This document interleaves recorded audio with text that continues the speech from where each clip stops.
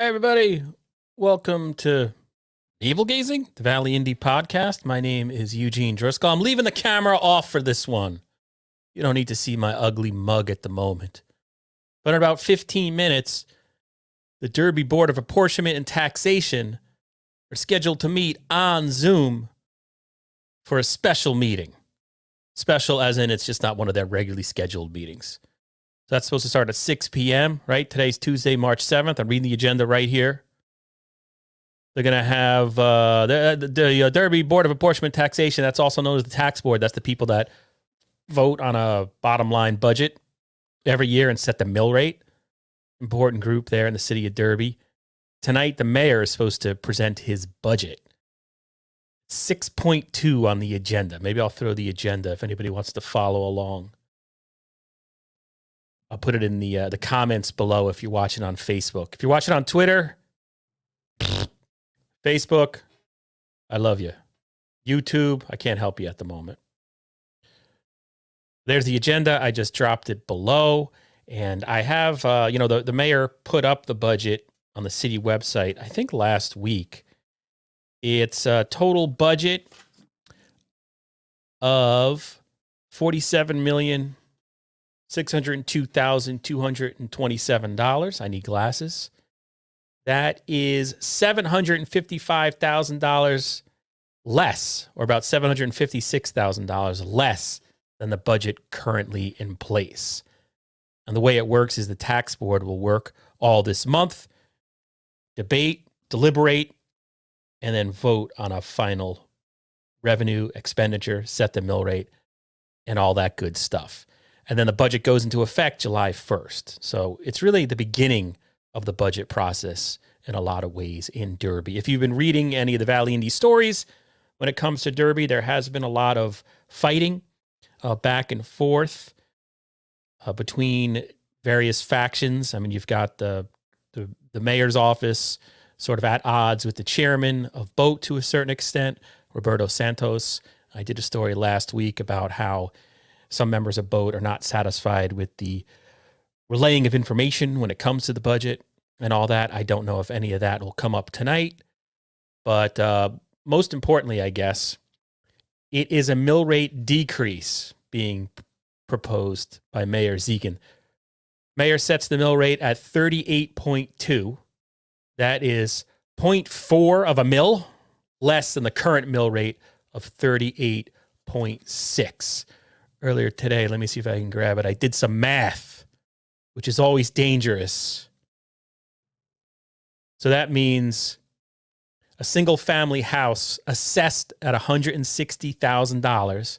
Remember, assessment isn't your full market value. It's the assessed value, which was it, a third, I think, or something like that.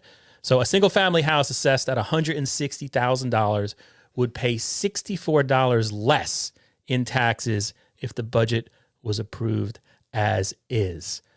Also, I noticed the total grand list, that's the list of taxable properties in the city of Derby, that grew by 2.5%, or about $21.6 million between 2021 and 2022, according to documents supplied by the mayor's office prior to the meeting. And again, it's going to be 6 o'clock. We have about 11 minutes, assuming this works. It's a Zoom meeting. I should also say, I'm streaming a Zoom meeting. So if you actually want to attend the meeting, you want to go to the City of Derby website, go to their meeting calendar, derbyct.gov/meeting dashboard, right? Or just go to derbyct.gov, click meetings, open up this year, 2023, go down to today's date, and you'll see the Zoom info. If you have the Zoom app, or you go to zoom.whatever on your browser, it's meeting ID 833. Well, I'm not going to read that because it's too much, but it's elsewhere on this page. So, and I'm only saying that because when I start live streaming, if you start leaving comments or something like that, the people in the meeting can't see or hear you. Just keep that in mind. I'm doing this rogue, this Valley Indy pirated stream, assuming it works. Let me refresh the other page. What else about the budget real fast? I mean, I said it would go into effect July 1st. The school budget. School budget's always a big chunk of any municipal budget. The school side of it is. According to my calculation, the mayor's proposed budget allocates an additional $291,000 for Derby schools, bringing the total school budget to $19,468,708. That's about a 1.5% increase over the current school budget. The school board had requested a 4.29% increase from the city. Derby Police Department, they're under the mayor's budget, would get an additional $25,000 in change, bringing the police department's total budget to about $4.1 million. They had asked for $35,000. Cuts the town clerk's budget, according to what I saw, by about $42,000. Cuts the city IT budget by about $10,500, I believe, because the city hired a new IT outfit to do their computers and stuff. Budget adds a human resource director, position not included, not listed in the current budget. So the human resources total of the budget goes from what's currently in place, $10,000, to a total of $91,000 for the entire department.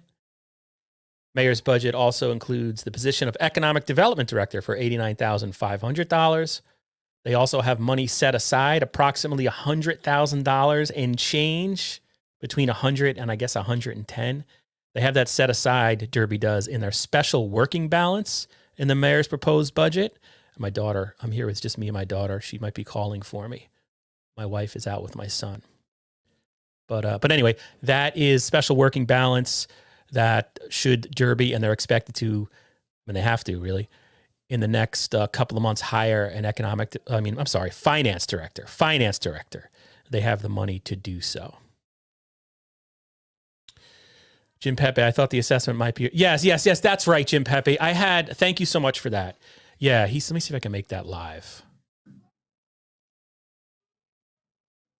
Can you hear my daughter upstairs? She's chattering away. I thought the assessment might be more around 70% of full value. Yes, you're exactly right. I misstated.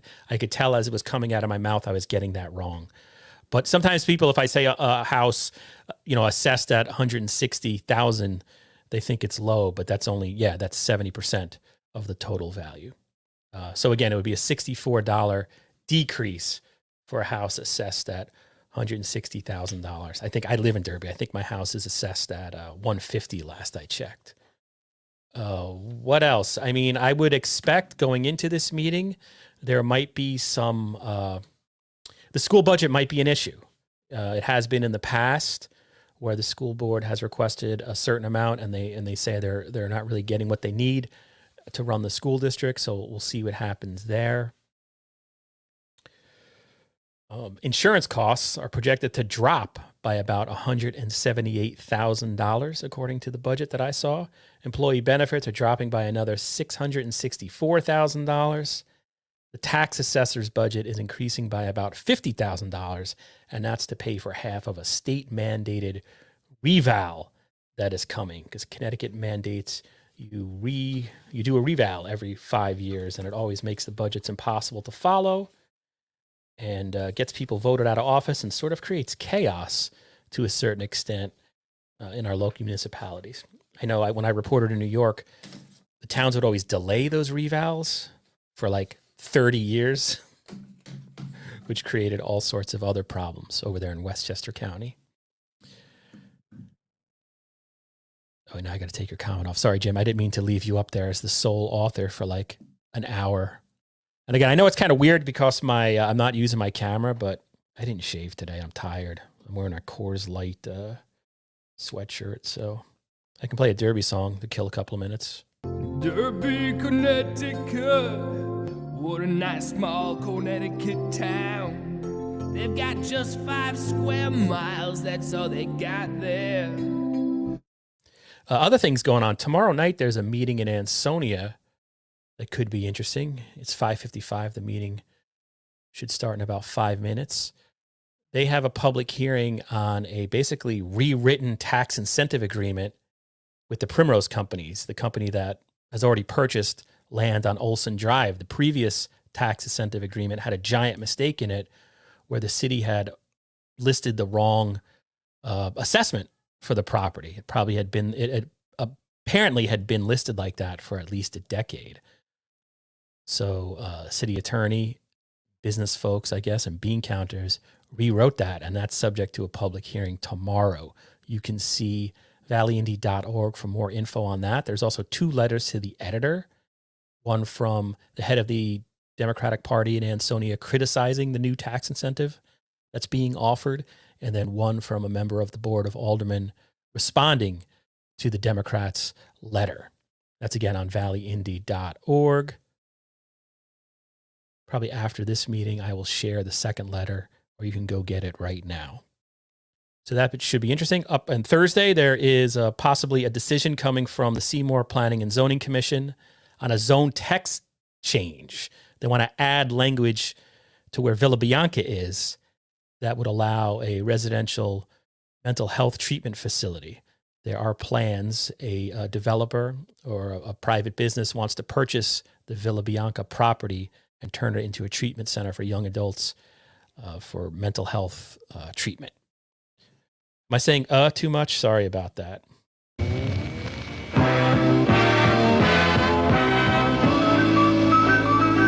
This is WADS, Ansonia, Stratford, Trumbull. But I'll, by the way, I'll shut up as soon as the meeting starts. You won't really hear me talk through it. What else? What else can I tell you about the budget? Does anybody have any questions about the budget or the budget process? In Derby, it's the Board of Apportionment and Taxation, also known as the tax board, that actually votes on a budget. It's not like in other places where it's the Board of Aldermen or even the mayor. In fact, the mayor presenting a budget is new. That was something that was approved a couple of years ago in a charter change. It used to be the mayor sort of had a limited role in the budget. It was really totally up to the tax board. City treasurer played an important role, and the finance director. This is the second year in a row the city is going through a budget process in Derby without a finance director. Last year, that finance director, who was new, was put on administrative leave pending an investigation. And this meeting's going to start, so I'm going to join it.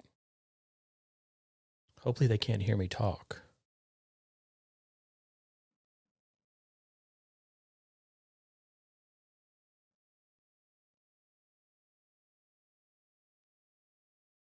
Okay, so I'm muted. I'm in the meeting, but I don't think it's started yet.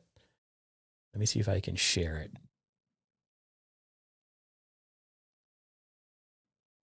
I'm whispering as if doing something wrong, but it's a public meeting.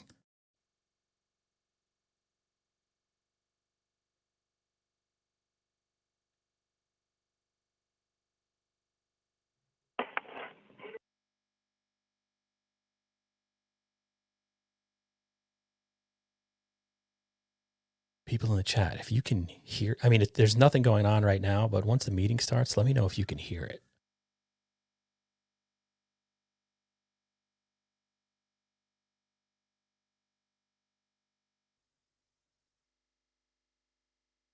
I don't know whose phone number that is. I feel kind of like, can I go to something? Can I change the view here?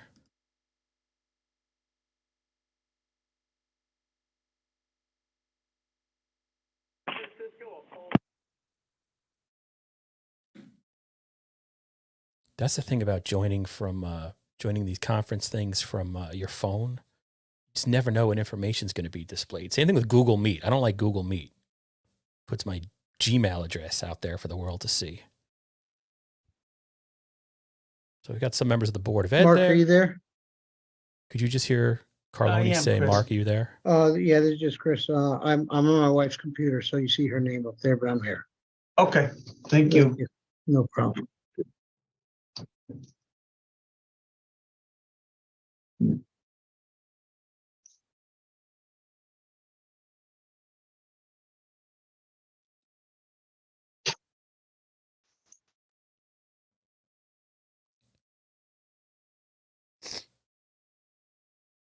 So the meeting hasn't started yet. We're just hanging out in the meeting. But it should start any minute.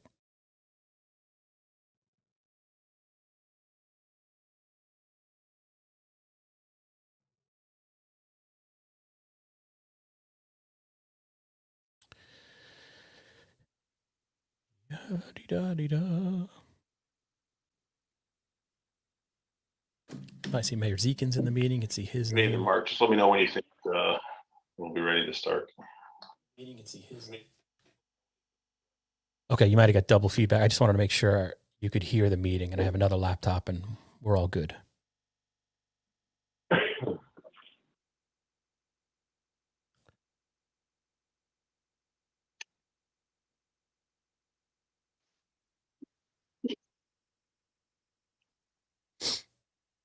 Oh, sorry. I thought my microphone was muted. That's gross.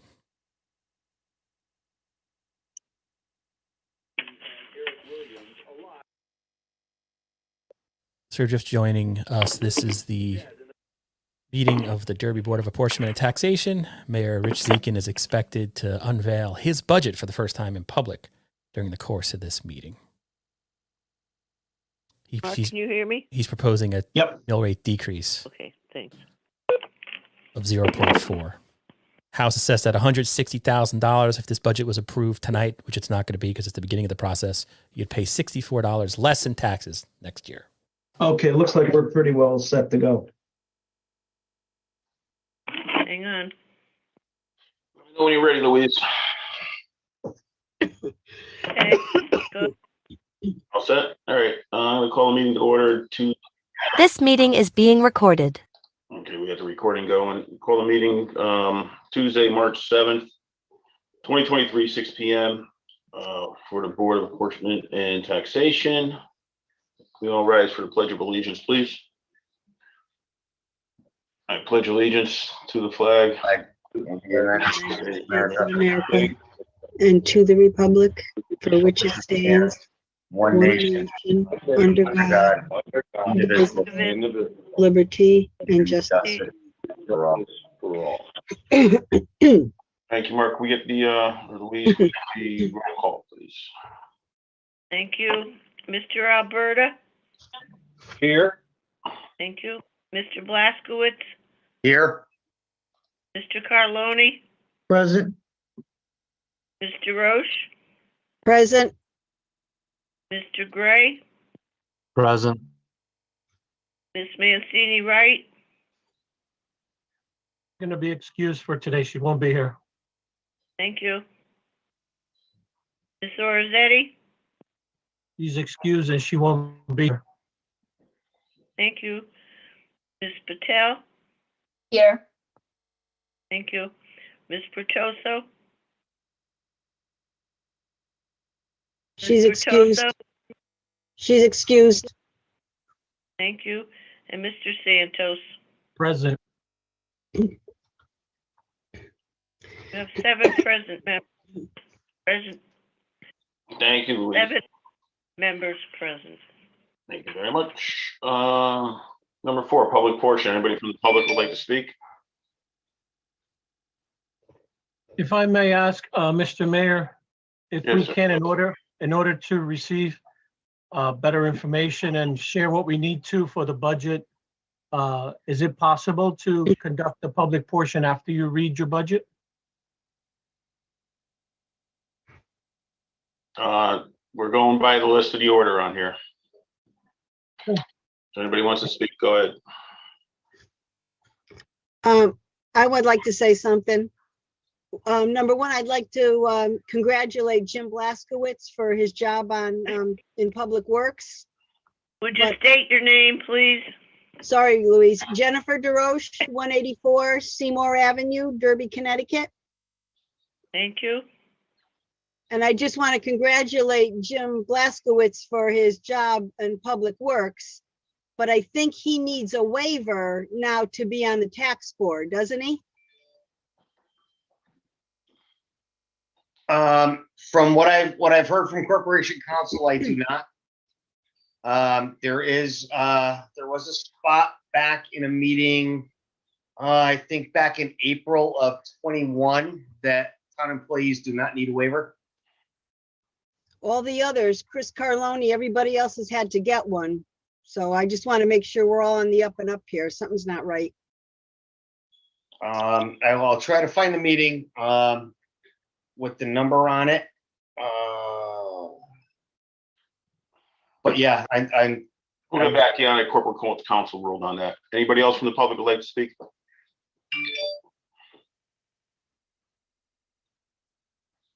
Anybody else from the public would like to speak? My name is Mark Garfal, I'm the town clerk. Yes, Mark.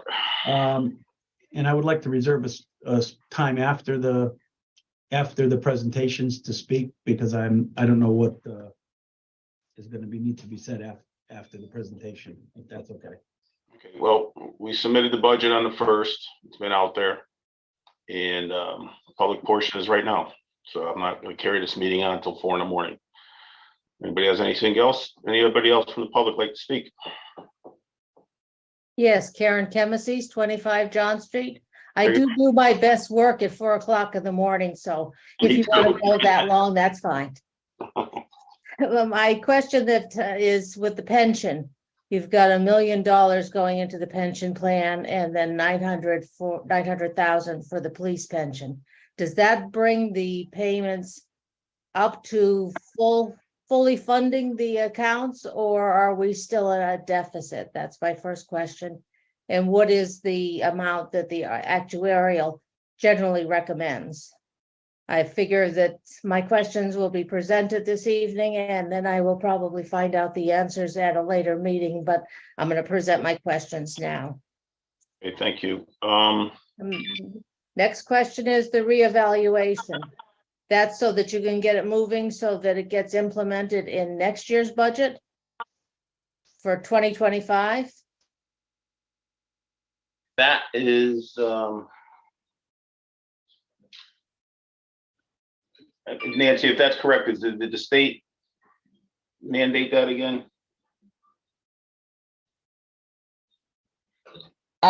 Reevaluation state mandated. I believe we were done 4 years ago, so we'll have to begin next year. I could be mistaken. I'd have to double check on that. Okay, they can say, if you can get these answers back to me later, I'd appreciate it. Yep. I see in the fire department and also in capital planning, there was request for $50,000 in turnout gear. There's the $50,000 was taken out of the fire department budget. It was taken out of miscellaneous capital. I wonder if that was an oversight, that you took it out of both places thinking that it should be in one or the other. So if you can look at that, I'd appreciate it. Okay. Next question is the sanitation and the refuge. Those numbers reflecting a new contract, or is that subject to change? And I see also that you're adding a blight officer, I guess, because the amount for the blight officers is doubling. And my last question is for the Board of Education. You were giving them a very modest increase, much less than what they're asking. Is that amount that you are offering to submit in your budget at least satisfy the contractual obligations that the Board of Education needs? Or will they having to be laying off staffing with the amount that you're proposing? Thank you. We'll get those answers out to you there, Karen. Anybody else from the public? Louise Pitney, Registrar of Voters. Yes, ma'am. I've been watching the GAE meetings, and they're going to be going to the legislature for this early voting. And if they said the state may be giving us the money to cover it, but if the state doesn't cover it, the city is going to have to pick up the tab. So is the city going to be able to give me that money if need be? That's just the question I have. Right. I thought they weren't doing that this year, but we will look into that and get you an answer. Thank you. Anybody else from the public? Sarah Wadomski, 95 Academy Hill Road.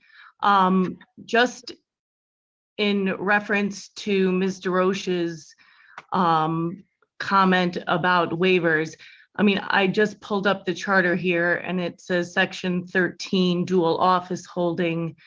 No officer of said city shall be at the same time a member of the Board of Aldermen, Alderwomen, neither the mayor, street commissioner, director of public works, police commissioners, fire commissioners, nor any other office of said city, either elected or appointed, including members of the Board of Aldermen, Alderwomen, members of the Board of Apportionment and Taxation, members of the Finance Committee, and members of the Board of Ed, shall directly or indirectly furnish any materials to said city or be directly or indirectly employed to do any work for said city, except his or her official duty.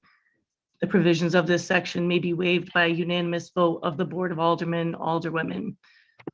So I haven't seen any formal opinion from Corporation Counsel that says otherwise. But I'm confused why Mr. Blaskowitz wouldn't need a waiver. We'll get you his role. Just a quick question.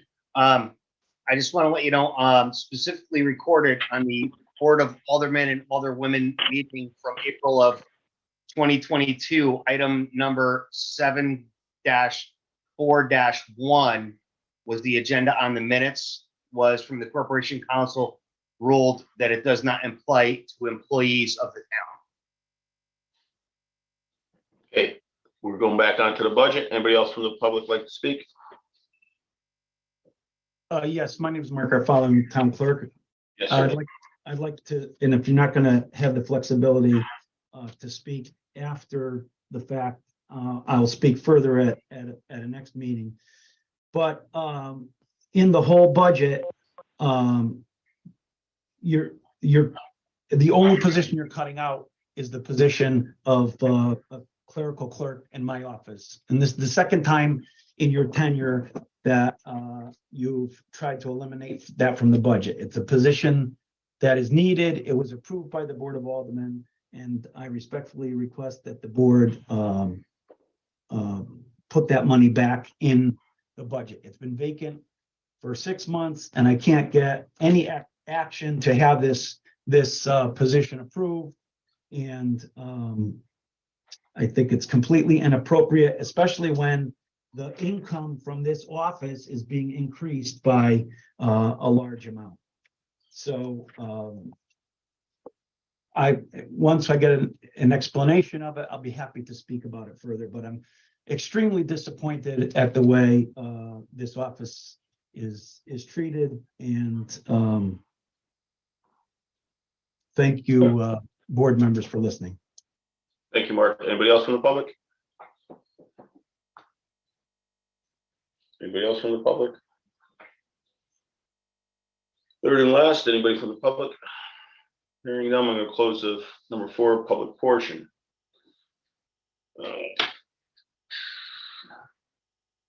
Number 5, unfinished business. I have nothing on the agenda. Number 6, new business. 6.1. Presentation.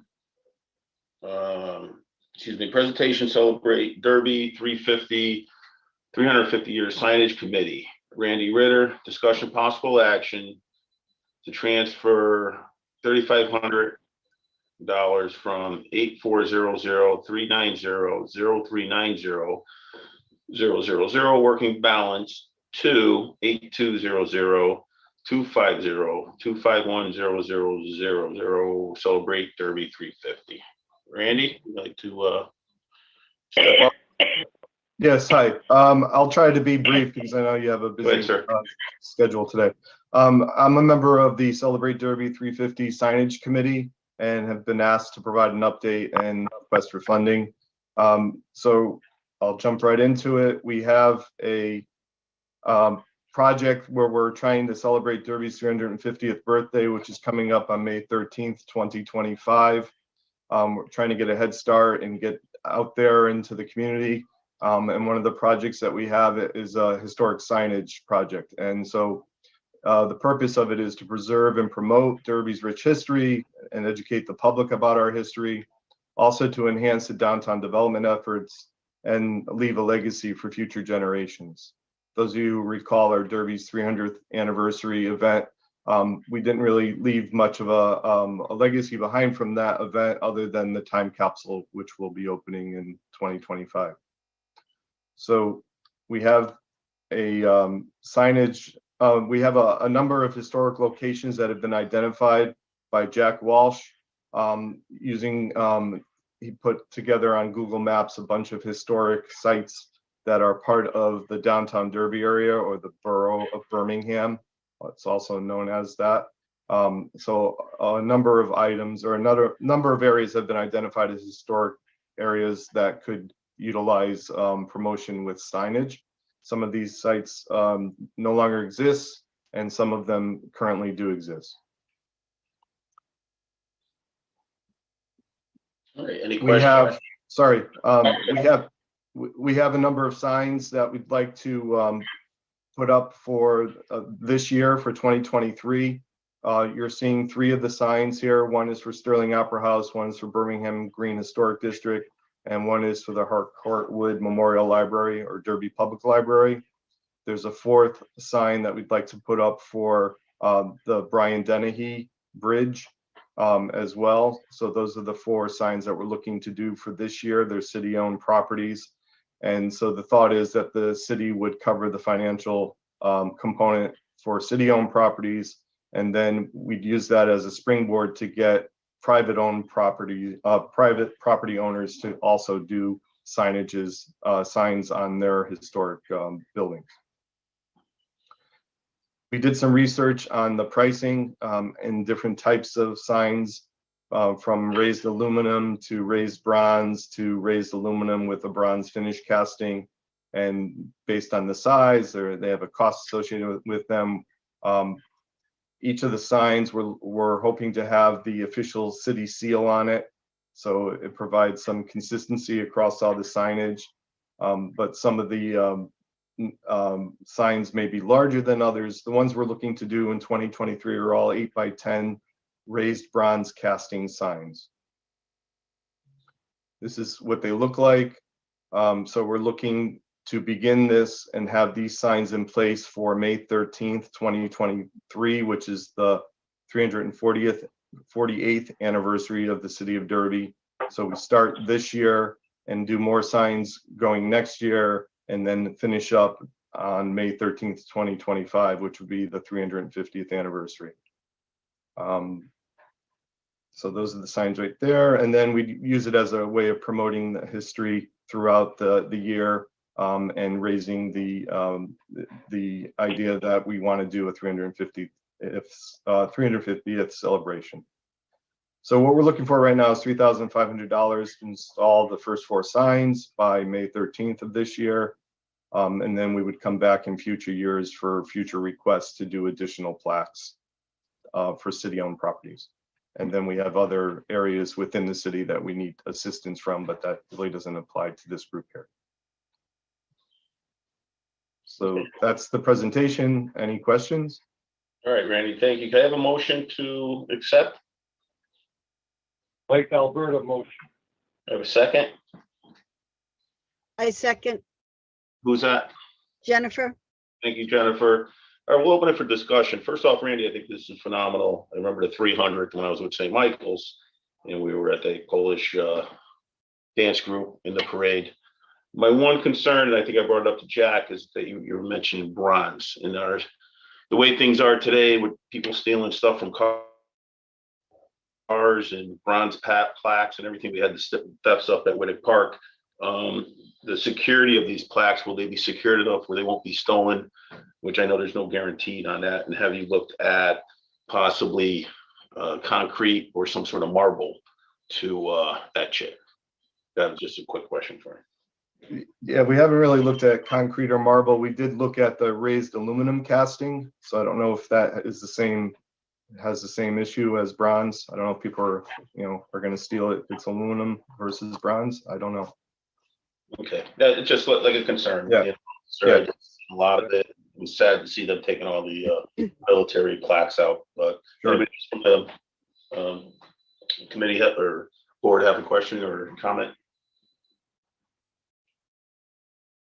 Yeah, this is Mike Alberta. I would say that the aluminum might be a better idea as far as stealing. Okay. Anybody else? Any comments or concerns? All right, hearing none. All in favor for the transfer? Say aye. Aye. Jim Glasswood's aye. Any opposed? All right, thank you, Randy, and thank you, Jack, for the excellent work you're doing. It's going to be, I know, a great event. Thank you.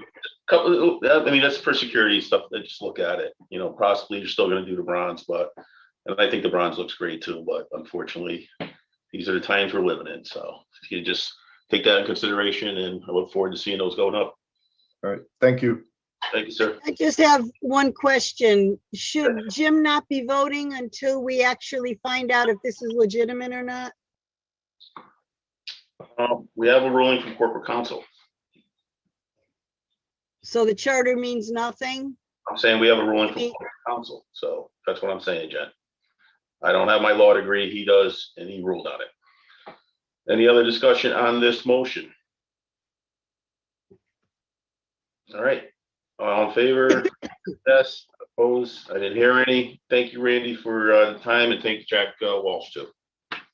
Thank you. All right. You guys have a good night. All right. Number 6.2, Mayor's Budget Presentation. All right. Everyone has a copy of the budget. We've had some comments on it already. I have a few. I have a statement that you just okay. In preparing the budget this year, I wanted to address two areas that I believe are essential for the future of the health of Derby: providing tax relief to the residents and getting our school district from being one of the 30 worst in the state to be compatible with our neighboring Seymour and ultimately Shelton in terms of our scores and our state ranking. To address the first area, in December, as the department heads were beginning to put together their budget to meet the charter requirements to submit their budgets to my office February 1st. I sent out letters. In the letter, I informed the department heads we were implementing a zero-based balance approach, meaning every dollar requested needs to be able to be defended. I explained the goals of this approach to control costs and keep them as low as possible. I want to thank the Chief of Police, Commissioner of Public Works, Fire Commissioner, and nearly every department head in City Hall who complied with my request and brought their budgets in or at under 1%. Your efforts are greatly appreciated. For the second year in a row, the city has had a 2.5 growth in our grant list, and it's only getting better. Just since the grant list was established, many new businesses have been opened. I have featured 6 of them in the newsletter that will be coming out. This will further increase our grant list. With the growth of the grant list and holding the costs of the growth of the city spending, I've been able to address the first area, my budget reduction of 0.4 mils rate reduction, lowering taxes, and Derby's economic future is bright. With the growth of the grant list and holding the costs on the growth, Derby will be, the future is bright. I fulfilled my election promise and hired an economic developer director with excellent Connecticut-based experience.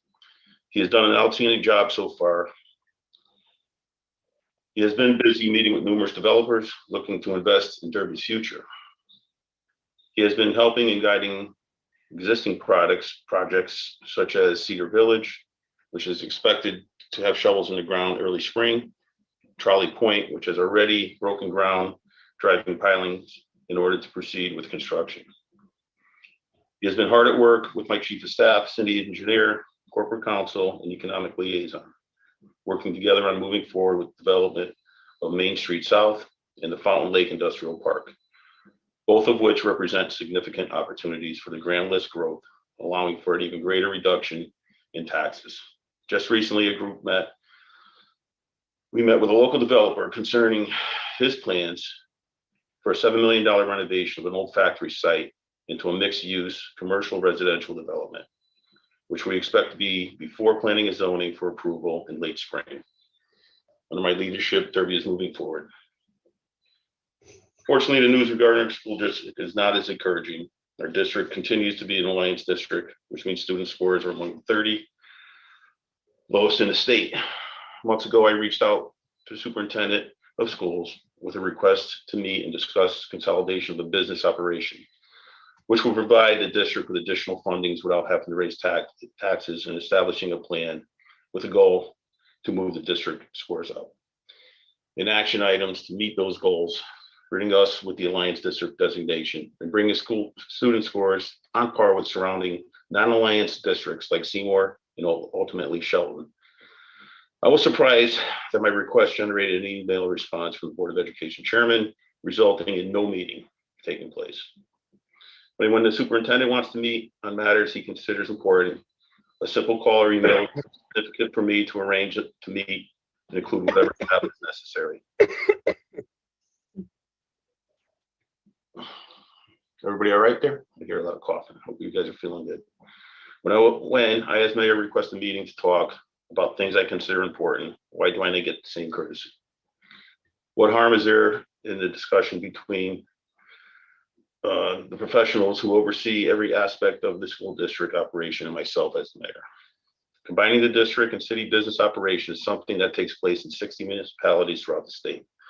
At this time, I requested the meeting. There was a potential to save hundreds of thousands of dollars in administrative overhead costs, thereby making more funding available for districts instructions. That's not something worth to discuss. The Derby School District has been an Alliance district for decades. The state has poured millions of dollars annually into Derby as an Alliance district. And this year, the state will be spending about $3 million more.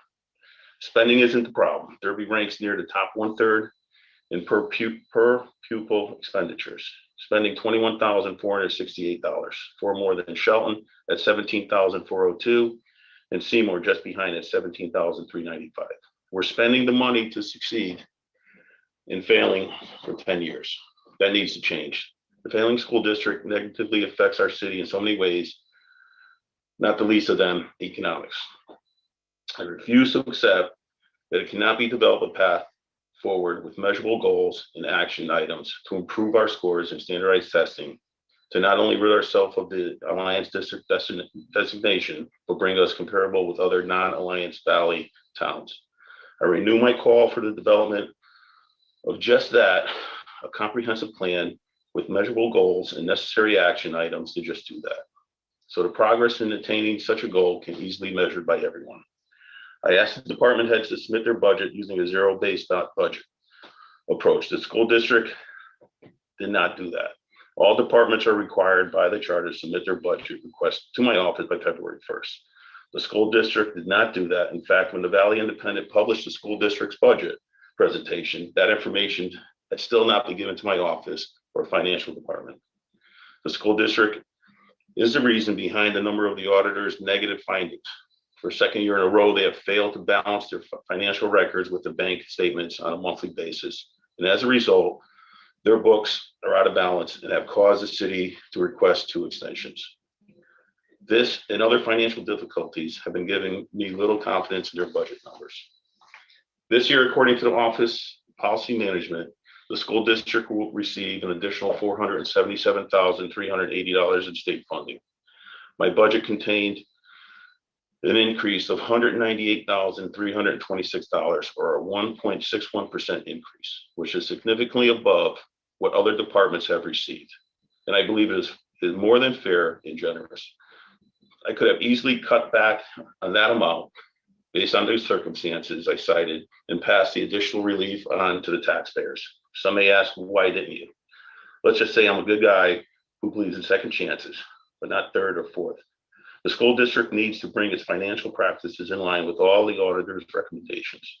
They need to be more transparent concerning their finances by sending a detailed trial-based balance monthly, as to have the discussion I've requested on consolidating business operations and establish a plan to improve test scores to the point where we are compatible with Shelton and Seymour, with annual goals and actions items to reach these goals.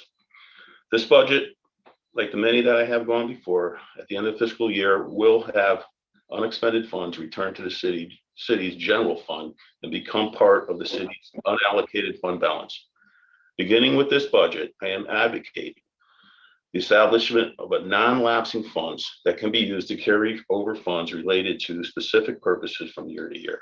Non-lapsing funds under the control of the finance department are tools municipalities use to meet specific financial goals, such as long-term capital purchases or economic development activities such as property acquisitions, redevelopment, demolitions, etc. Non-lapsing funds can also be used to create reserves to minimize the immediate impact of unforeseen events. An example of reserved non-lapsing funds would be an insurance reserve fund to protect the city against unanticipated health insurance, workers' compensation, heart and hypertension, and liability claims. My administration submitted a fund balance policy to the Board of Aldermen and Alderwomen that would over time bring our fund balance to a level that was recommended by the Government Financial Officers Association, which would continue to build our credit rating. Additionally, we submitted the first of a series of proposals to establish two separate non-lapsing funds, one for capital purchases and the other for economic development. Each of these initiatives were reviewed with our auditor, who oversees the financial practices of the city, and given a figurative thumbs up. We also were developing a proposal to establish an insurance reserve non-lapsing fund. These proposals were deleted from the agenda by the Democratic-controlled Board of Aldermen and Alderwomen without even a discussion. These are tools our city needs in our fiscal toolbox and can be found in places in many of Connecticut municipalities if one would hazard to look. Once we have completed the budget adopted process, I fully intend to reintroduce these proposals once again and ask for your support and the support of the residents to ensure that they are adopted, and in doing, improve our city's financial viability. I thank you for your time. My Deputy Finance Director and Chief of Staff are here to answer any questions you may have from the board, and thank you for listening. And I'll open up to any questions from the board.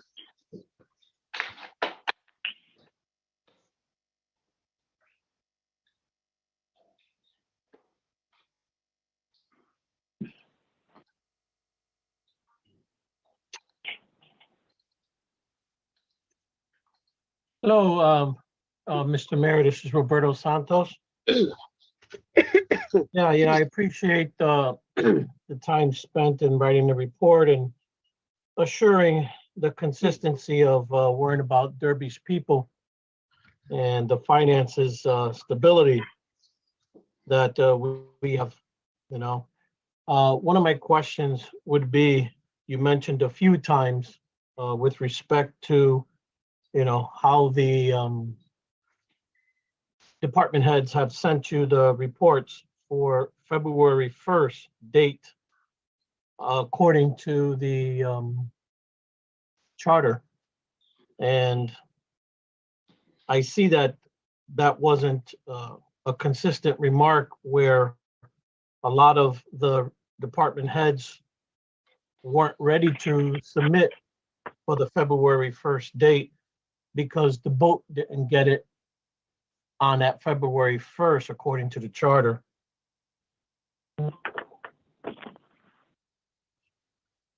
And the second part that I would like to mention for consistency and awareness of the boat members, is it okay that we can actually meet for administrative duties, that we have to precisely and concise follow this report that you have submitted to us, budget expenditures and revenues, and that there is no need to have a vote or decisions to be made, but a discussion between the people who were voted to go onto the boat and affirm, confirm, validate, verify, whatever we need to do to make sure that we meet those expectations that you just read, without worrying about meetings being canceled.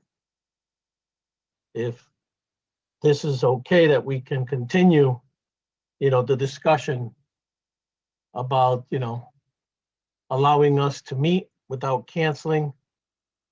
Absolutely. I mean, I didn't mean to cut you off, but yeah, we need workshops now to go over everything so you guys can see everything that's on there on those line items. And from when I was on the board, I remember the workshops that we had.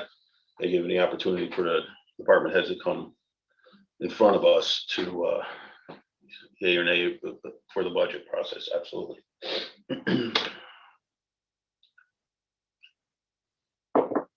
I have a question on property taxes here. The titles that we have here, this actual is actual what, to today? Or to December? What's the cutoff? Nancy? Sorry, which report are you looking at? The I'm looking at the one that you sent out with your budget on it. Those are actual expenditures for 21, 22? No, but it's over. It says actual 22, 23. When's the amended. cut? That's amended. No, it's actual 21, 22, amended 22, 23, and then actual 22, 23. If And then you know budget what? 23, 24. I'm not sure what you have in front of you. Let me pull that up on the website because that you received, because the one I printed off and sent in is the one I have on my lap. So let me review that for a second. Sorry. That is the one that was submitted by the mayor, and it says actual from July through December, fiscal year 22, 23. Mine is actually a GEMS generated report. This is one that was produced by the mayor's office.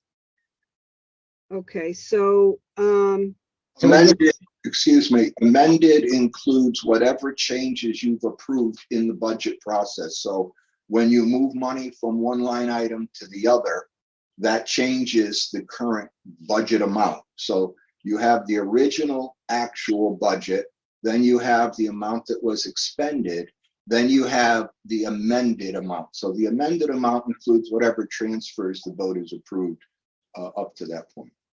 And the actual is just July through December of this current fiscal year. okay, because I saw someplace where we said that our taxes collected were 99%. And I'm just wondering, looking at this actual and looking what the budget is, how it could be 99%.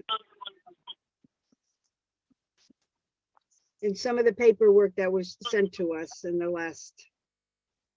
The collection rate for taxes has been 99% for well over a decade. When you look at the actual, that's only going to reflect the taxes that have been collected to date.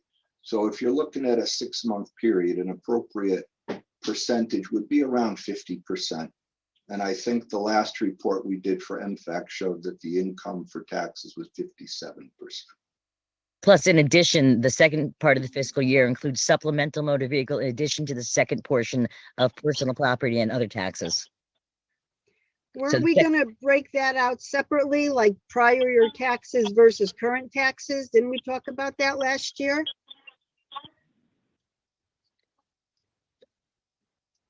I wasn't here last year, so you have to direct that question to someone else. I can look into it for you.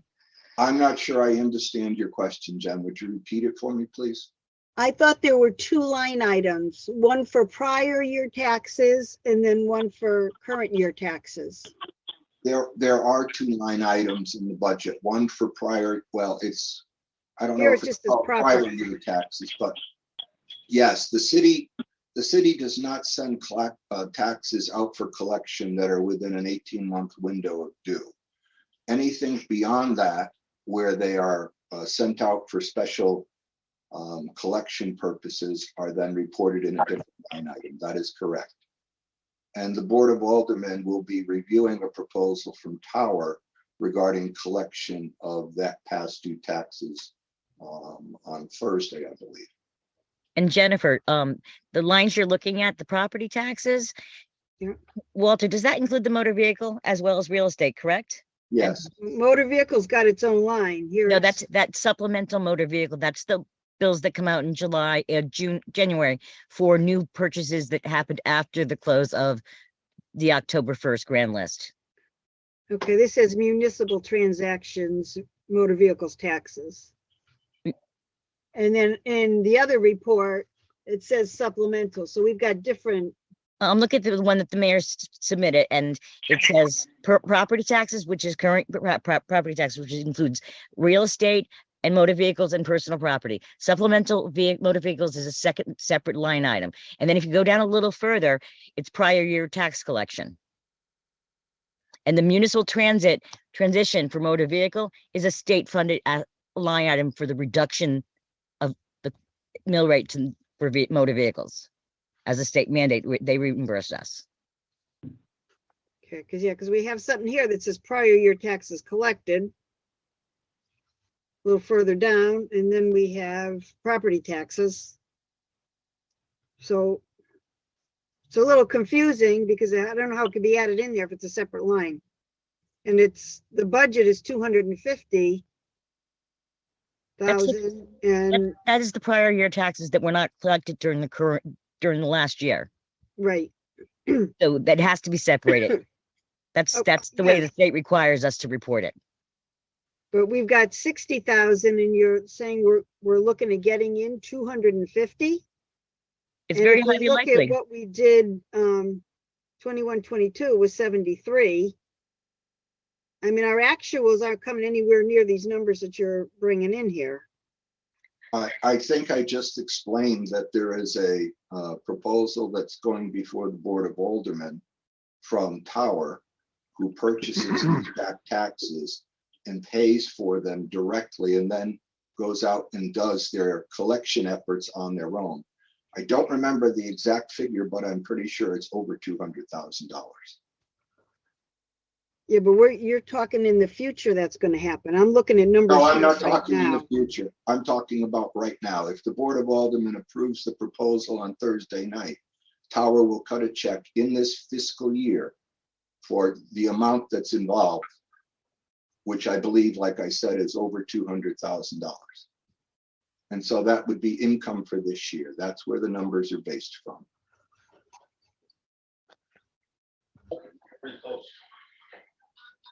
Very good. Any other questions?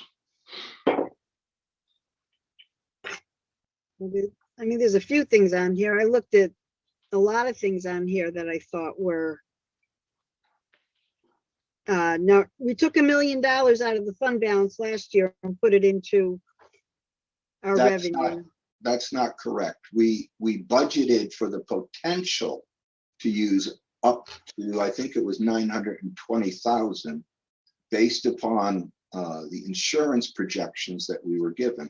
I think we explained last year when the budget came in that the insurance numbers that we were submitting with the budget were on the high end, and that our insurance broker said that this would be the maximum that you should budget for, but he felt that the numbers had a very realistic possibility of coming in much lower, and that what was influencing the analytics of the claims was the fact that we were coming out of COVID, and a lot of people were going and getting the surgical procedures and the treatments and so forth that they had to delay because of COVID. That appears to have been true. And right now we're holding at the reduced number, which I think if it continues would have a minimum impact, if any, on the fund balance. But that remains to be seen as we continue to journey through the close of the fiscal year.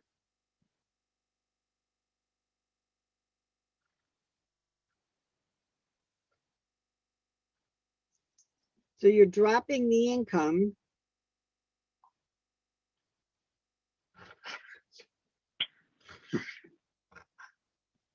Just something's not right here, right?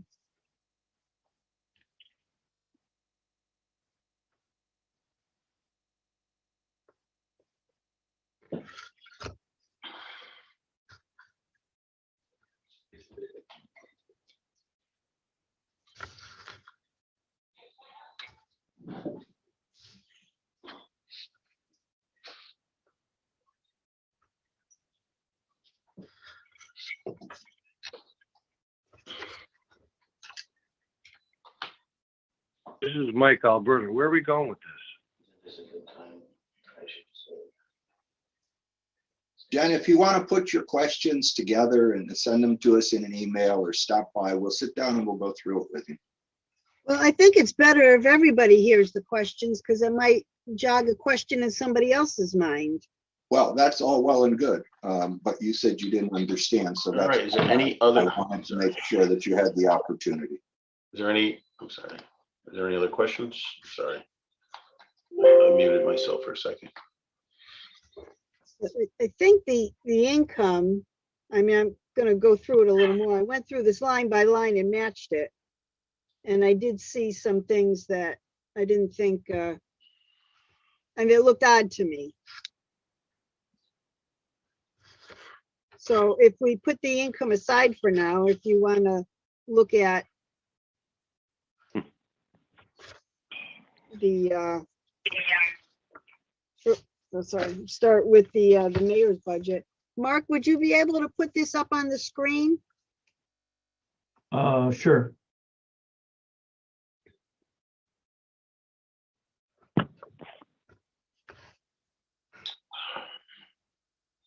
Because I'm looking at just some of the expenses here, and again, we're going to the actual that we're saying is July to December.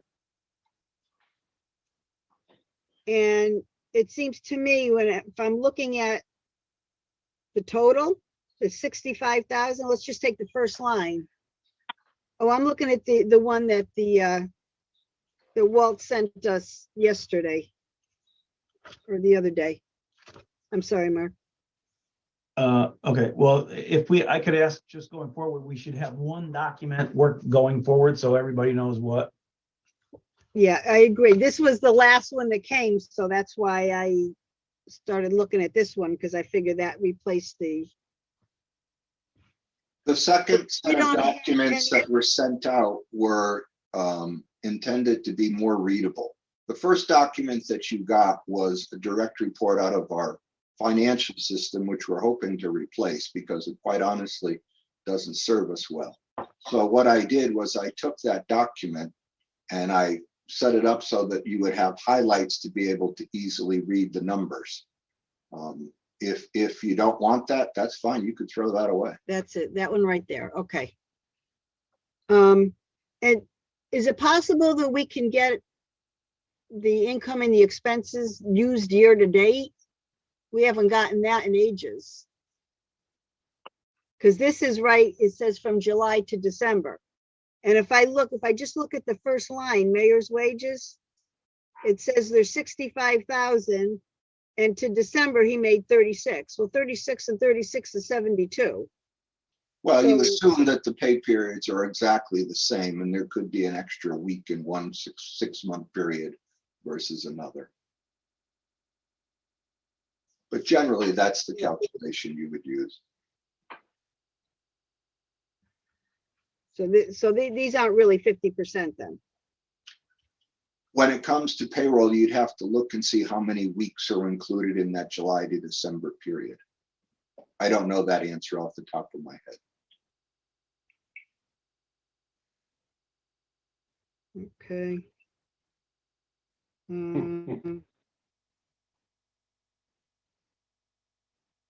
Okay, then if I'm coming down, I'm looking at the, I don't know if we want to go one by one and you explain it. I mean, I think the wages are pretty much,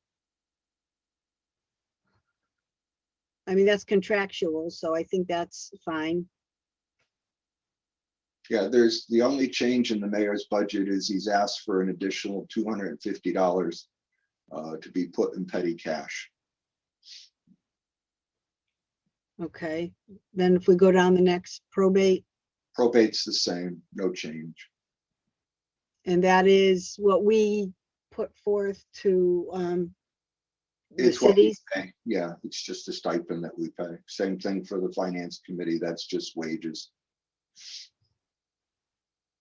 Okay. So town clerk wages. We've already covered.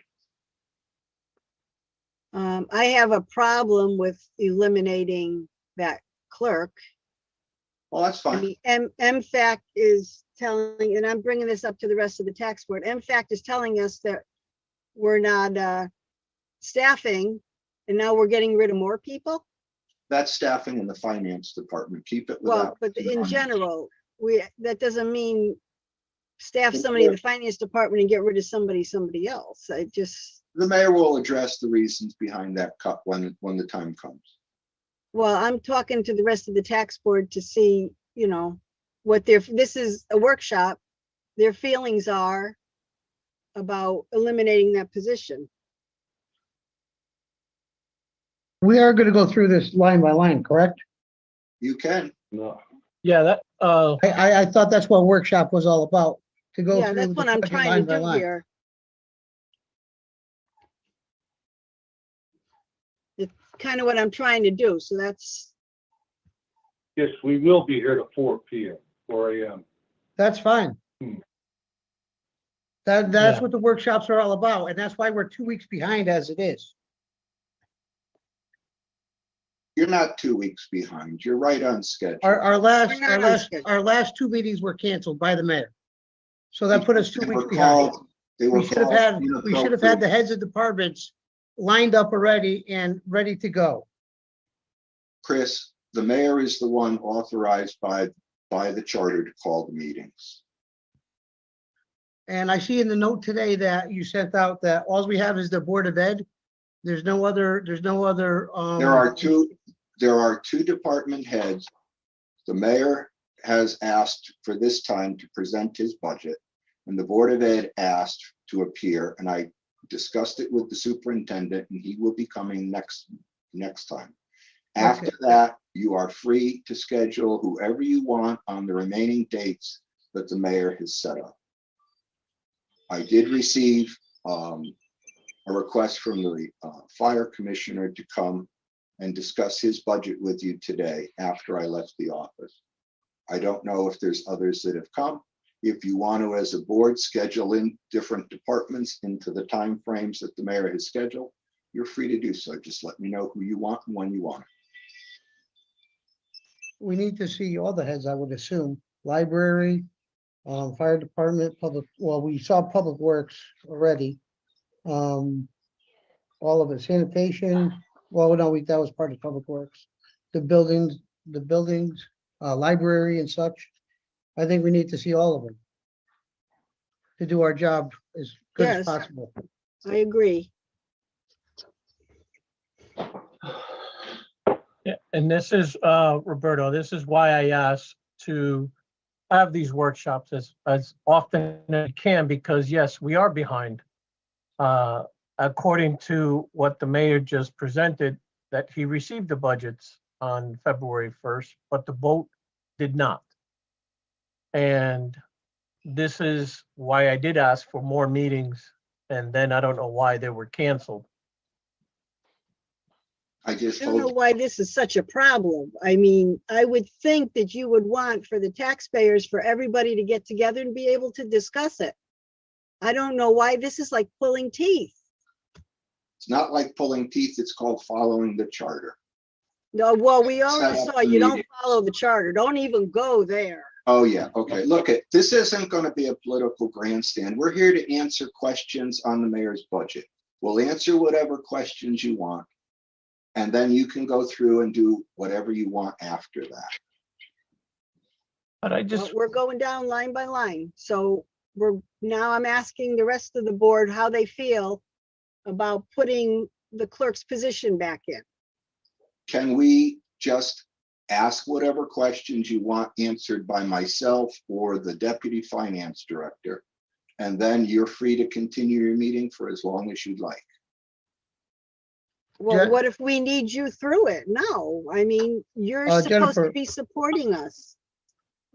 Jennifer, I think when Mark comes in front of us, we will ask those questions then. Absolutely. That's what the All we workshop, are is here for the mayor's budget tonight. right. Okay, That's what the workshops are going to be for. Right, so we should go through line by line the mayor's budget tonight. And then whenever the town clerk comes in, we could ask all those questions to him. Because we have our own, we have to propose our own budget. So the mayor's budget, he proposed is what he wants to do, but that's what he wants to do. And what we want to do might be different, I don't know. But we could go from there. okay, I have a question though. I mean, isn't this whole thing that he gave us his budget? Yes, it is. Yeah. So then, if we're going line by line and we have questions, We absolutely should ask him, yes, but we should go line by line. But all I'm saying is that So to include the board you're talking about. right, and Okay. that we, like I said, this is just the mayor's budget. When the town clerk comes in front of us, we have to get his opinion, just like youth services and so on and so forth. So this would be, I don't know, just to get through this one for tonight. Okay, so then my question, I guess, would be, why was it cut? There you go. There's the question. Did I hit the nail on the head yet? Yes, you did, Jennifer. Okay, thank you.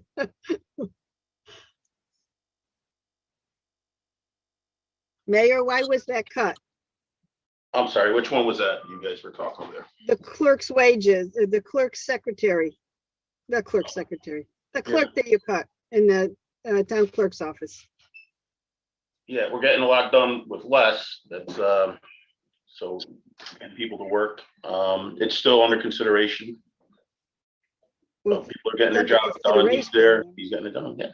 I'd like to see more getting done with less if we could. I mean, it's a better way for our taxpayers. So we don't have to put a lot of money out there. So how's that working in the finance department? It's not working there, so.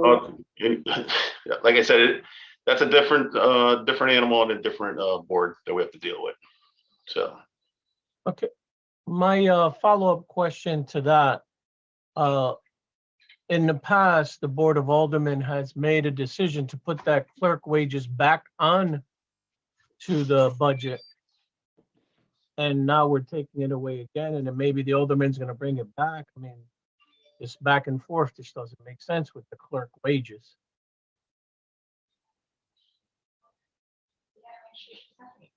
I mean, I submitted my budget. If you guys want us add more to it, I mean, that's your product, and you're the tax board, and that's what you're gonna do. I mean, I submitted what I propose is a great budget, lowering taxes for our taxpayers. You're gonna have your workshops. You can bring in the department heads and speak to them. So, it's up to you whether you want to hold the line on what my budget is, you want to increase it or lower it, that's your prerogative. So I believe this is fair and great for the citizens of Derby to lower taxes and keep Derby running properly. And that's my statement on that. Right. Okay, go to the next one.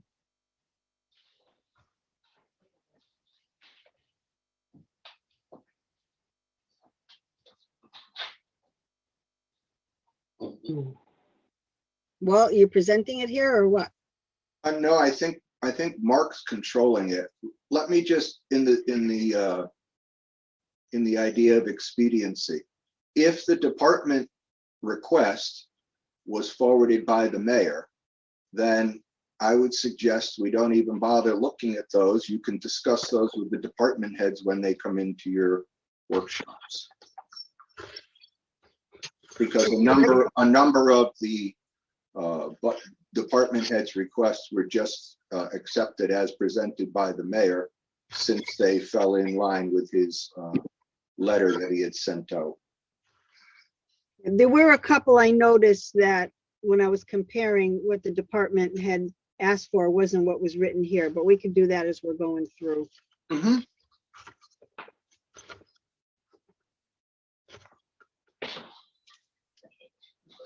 You want to go to the next page?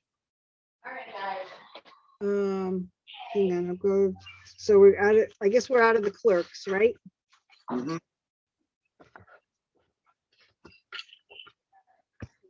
Registrar.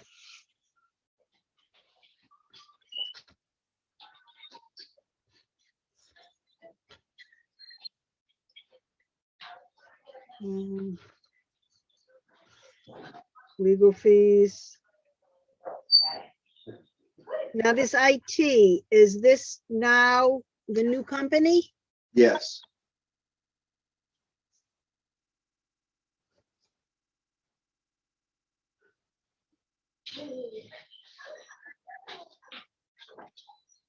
So what is this financial software? What is that? That's the fee that we pay for our software license for the financial. Well, actually, it's the whole municipal system that we contract for. Currently, it's GEMS. We have a proposal before the alderman to replace it with a new system. Okay, and new equipment, That's upgrades to the existing system that's in place. There's switches that have to be replaced, firewalls that have to be updated, those kinds of things. A lot of the equipment that was associated with the old server hasn't been updated in years. And even though the server's been replaced and we're now cloud-based, all of those switches and things need to be replaced over time. So that's what that's intended to do. It also allows for the replacement of computer equipment, mice, keyboards, all that kind of stuff. we should be replacing at least a couple computers a year so that at least we kind of keep up with it. Well, we have done some of that. But again, at $5,000, you'll eat that up quick if you're buying brand new computers. So we have made progress in the IT system that where possible, we have updated all of the operating systems from an obsolete Windows 7 to a new Windows 10 Pro platform. That required replacing and upgrading about 8 to 10 computers that were currently in use. They were all beyond their expected life as far as software goes, but they were still meeting the qualifications as far as CPU storage and those kinds of things. So they could be repurposed, and they were. Okay, now you were saying we're going to go to the alderman about replacing our financial software? We're going to go and we have an RFP that we put out, which has come back, which will be before the alderman tomorrow or Thursday night. And I mean, what's that going to cost? It's going to cost a lot more than 49,000. Actually, it's not. I don't remember the price off the top of my head, but I think it's under 49,000. That's for sure. To upgrade to a new financial accounting It's a software? comprehensive system. It does finance. It does everything in the municipality.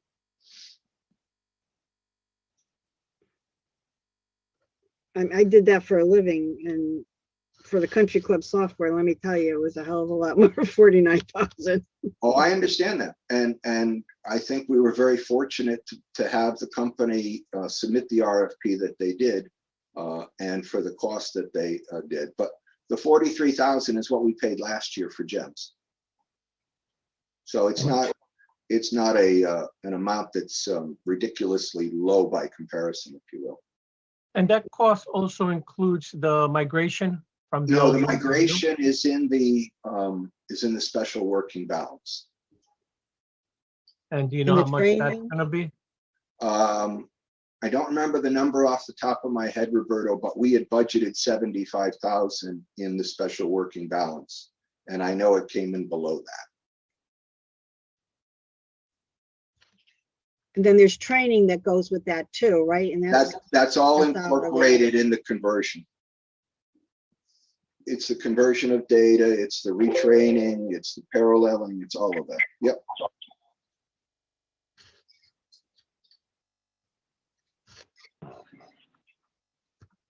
Good evening, this is Mike. I have a quick question. I'm noticing flagship calls are zeroed out. Do we have a plan for IT service? The managed services, Mike, represents the budget moving forward with Apex. Apex does not charge us on a call-by-call basis. That was one of the reasons why we changed our providers when we did. The calls from flagship became prohibitive as far as what we were paying for them. You can see that just the calls alone, were very, very expensive, and that didn't even cover the managed services aspects of it. So last year when we put a RFP out and we asked for responses, we chose Apex because they bundled everything into a single cost. There was no hidden costs, if you will, with the exception of if we have to have an on-site visit, to rectify a problem, then we pay for that.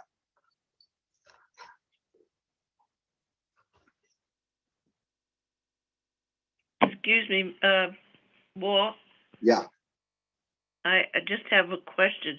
Last week, the cybersecurity people came in and they were reviewing my election security. And I had to show them the room where all my equipment and everything is kept, and they looked over my tabulators. And they also mentioned cameras for election security. Where would you be putting that in the budget, if you're putting it in the budget? there are no funds in there right now for a camera. This is the first I'm hearing of a need for a camera. So we can talk Well, about that. my room, they checked the room, they were satisfied with the security on the door and so forth and so on. But he did say there are no cameras. Correct. And I said, well, we don't have cameras. And he said, well, cameras are needed for election security. So, and he also mentioned it upstairs in the office also. And I was just wondering, they are going to be sending a report. And I was just wondering where that would fit into the budget, because I don't want to get in trouble with the state of Connecticut. Yep. When you get the report, bring it up. We'll take a look at it. Certainly will. Thank you. Now, when are we really thinking of instituting this new software? Like not this year or next, right? Fiscal year. Yeah, changing the fiscal year. 22, 23? No, 23, 24. The goal is to start 23, 24 on the new system. If the aldermen approve it on Thursday, then we would begin, we would enter into contract with them, and they are saying it would take 90 days for the transition to occur and the training.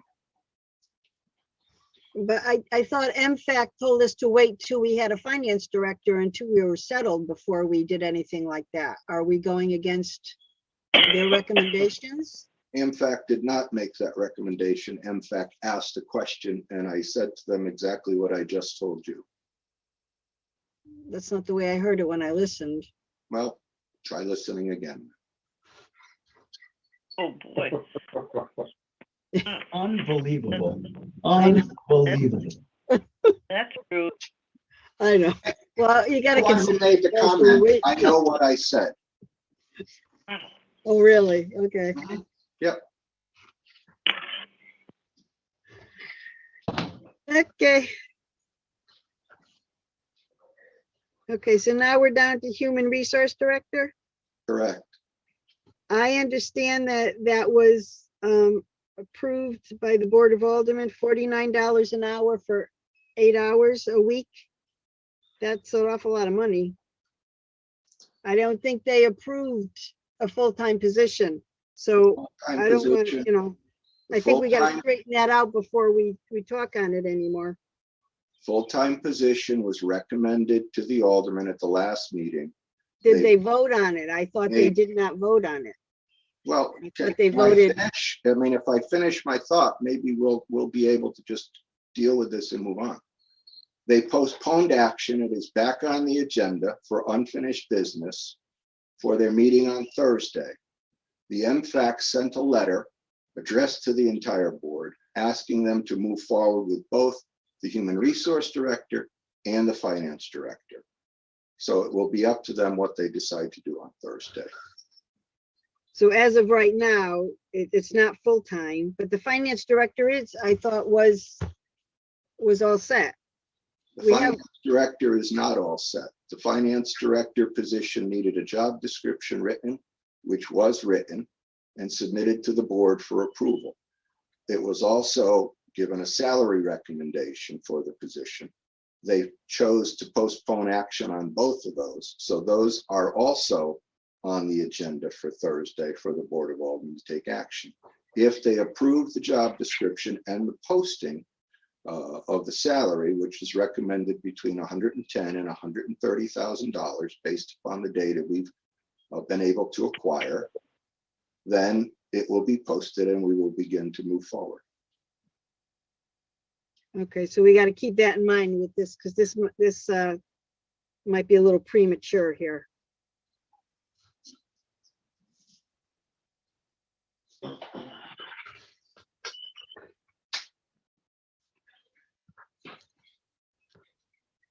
Okay, economic development, I guess we're coming down.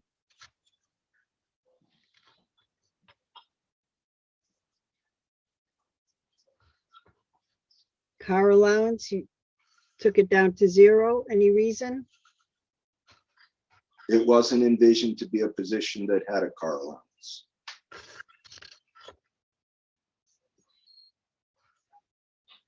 Why did he ask for it? I mean, is he using his car? He uses his car to come to work and basically to attend whatever meetings take place, primarily in Derby, occasionally in the Valley.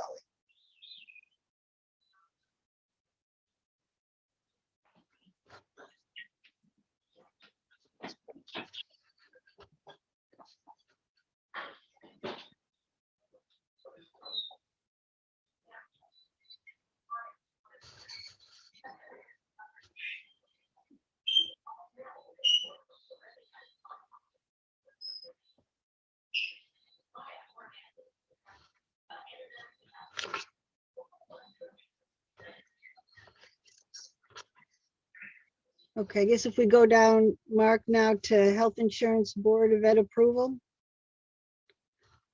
I guess I think I changed, I went down to the page.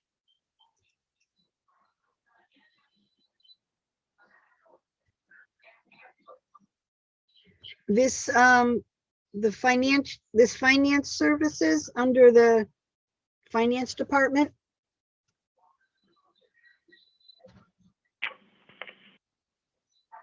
I believe they asked for 25,000, but it says here that their request was 10,000. What is that? That's the fees that the city is charged for the various accounts that it manages. That number has come down under Nancy's leadership in the department from what previously was 35,000 down to 10,000. And we believe we can do even better than the 10,000, but that's our safety net number. But when I looked at the stuff she sent us, she requested 25,000, but you're saying she requested 10,000. So did she amend that? She reduced the number, yes. I received the compensating balance report from the Bank of America later on, prior to submitting my original request. And it turned out that we did better than we expected. And seeing the trend, I foresee it'll be 10,000. That's reaching a little bit. I think it's going to be lower than that this coming year.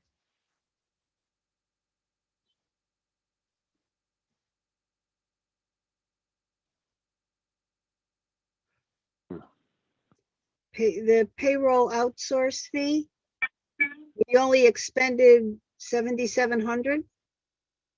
Could that be right?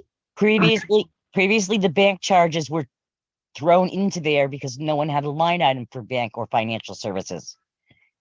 So they threw the bank service charges and fees and financial services into the outsourced payroll account because they had no place else to put it, rather than go before the board and ask for a transfer to correctly record it. Okay, so then if it's separated out, I mean, 77 to me seems low, but we're looking for 20,000 now. And that should be 6 months now. Keep in mind, these are December figures. Your W-2s and all your tax forms for the end of the calendar year are not represented in here. They did not happen. Right, so that would Those be are large fees. So it would be like 14,000. So we're bringing it to 20,000. You've got a whole nother year of weekly fees that go for the payroll. A whole nother year or a whole nother 6 months? A whole other 6 months that has to go through there. Then there's year-end reports. That's based on I asked Paycor for their last year's billings, and I reviewed them to make that decision. When I realized we put financial help and accounting temps in that line on that should not have been there last year. So with that being said, the Paycor fees for the services for payroll is properly represented by what Paycor has told us they billed us in the past. Okay, and this courier, that's the man that drops off the payroll? No, that's Brinks that picks up our cash and brings it to the bank. Okay.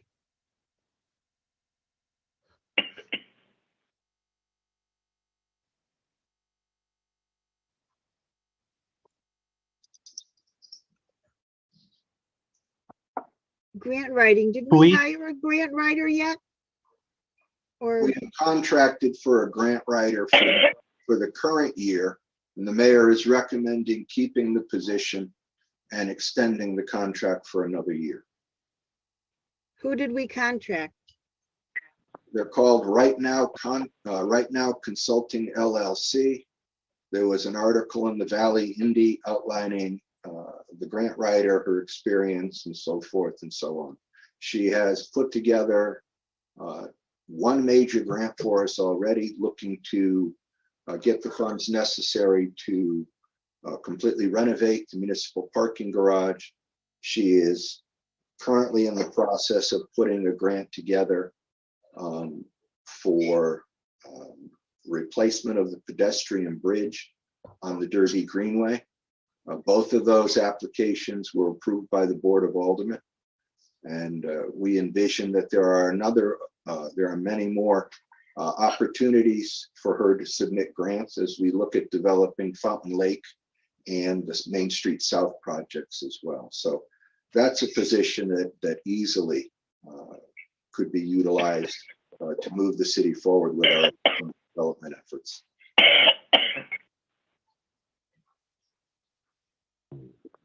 Hi, this is Mike Gray again. I have a question.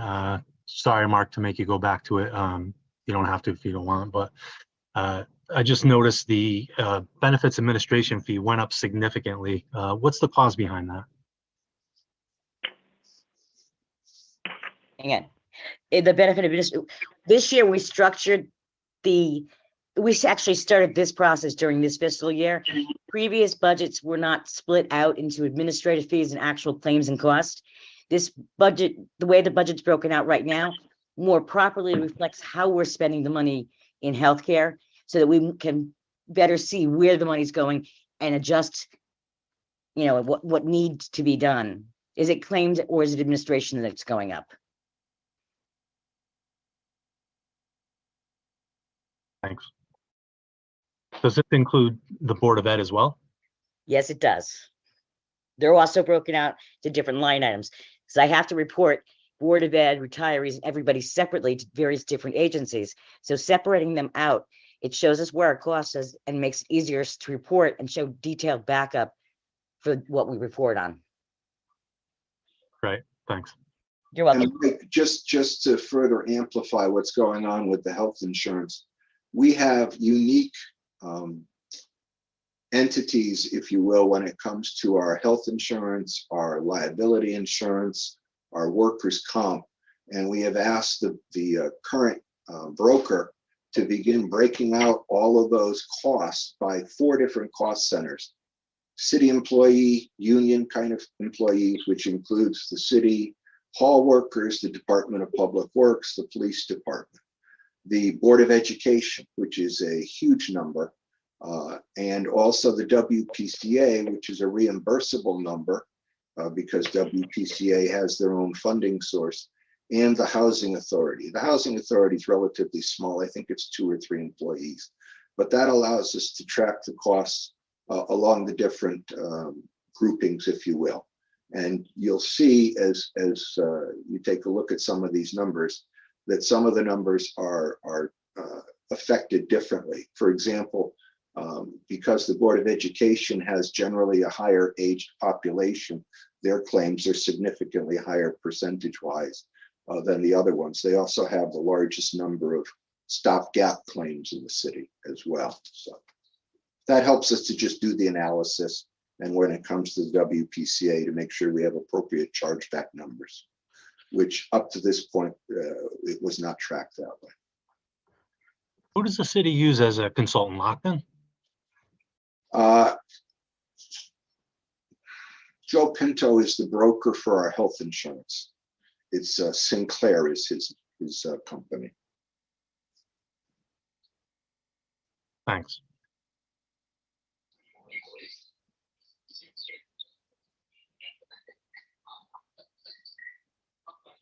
How many of the bargaining units are still PPO and which are HSA? Do we have any HSA? Oh yeah, that's a great question. And that's another one of the areas that needs to have a little bit more drilling down done into it. The city generally has HSAs, high deductible plans.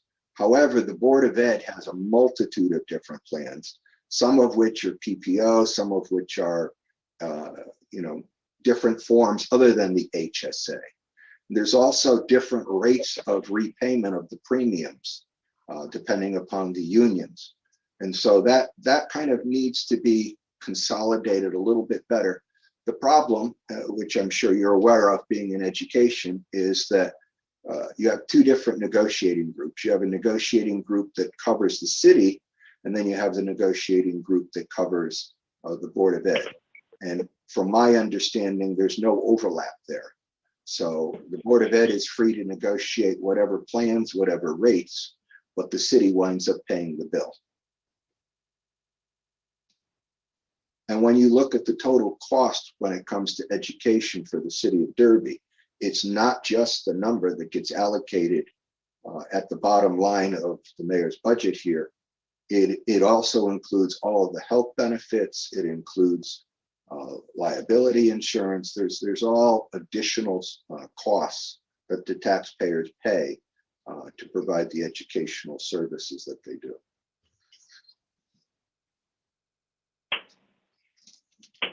Thanks.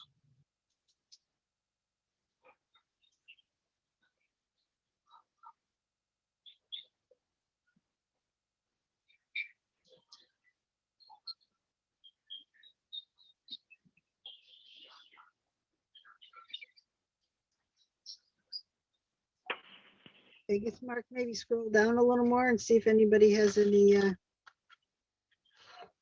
Which page do you want me to go to now? Sorry. no, I think you're good there, just making sure we already talked about the fence.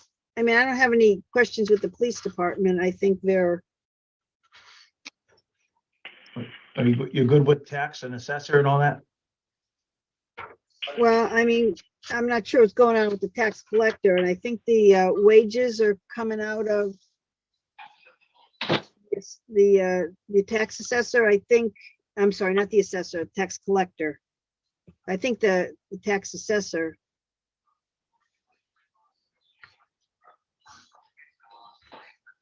Tax collector. The wages, I think, are coming out of assistant tax collector because it's shows nothing spent under tax collector. But Correct. we do have a budget there. Yes, we have attempted to hire the tax collector numerous times unsuccessfully. We are currently in negotiations with the union to see if we can get the position taken out of the union. We don't believe it's a valid union position.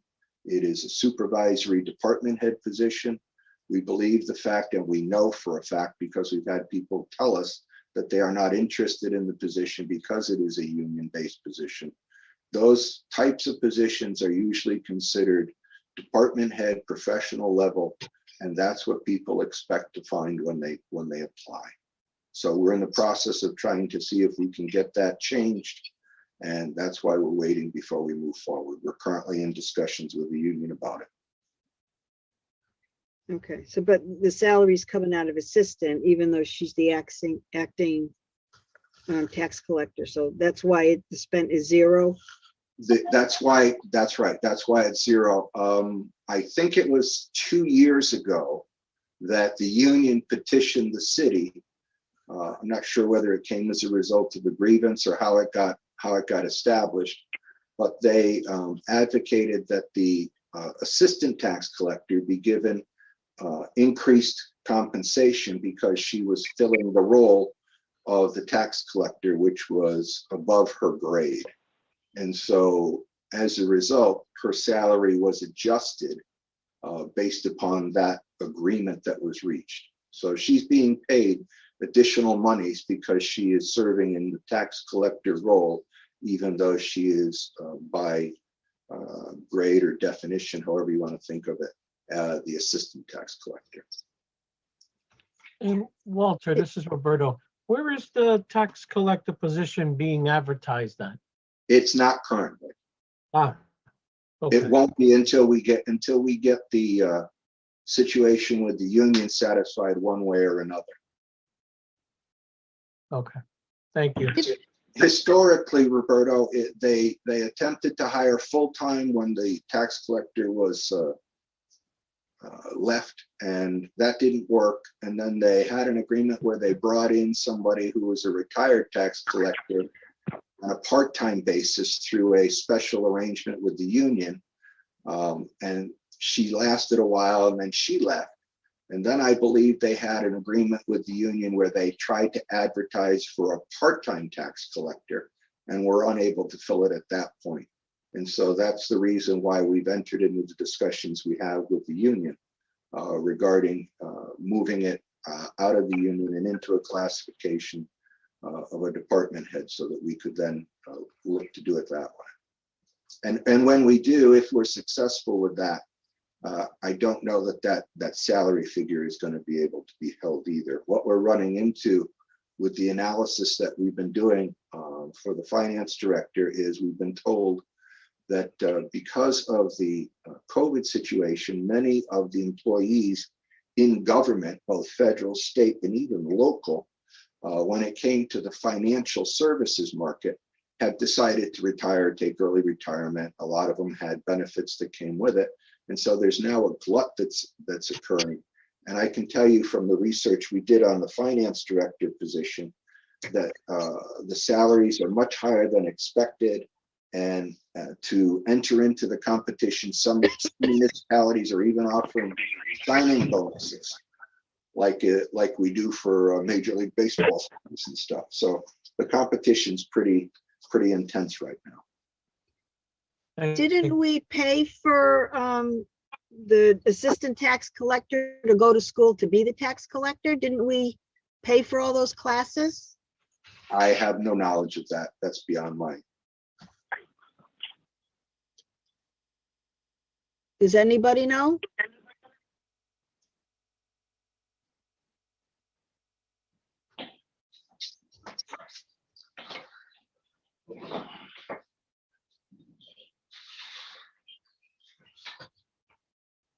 I would like to find out about that. Can you find that out, Walt? What do you want me to find out?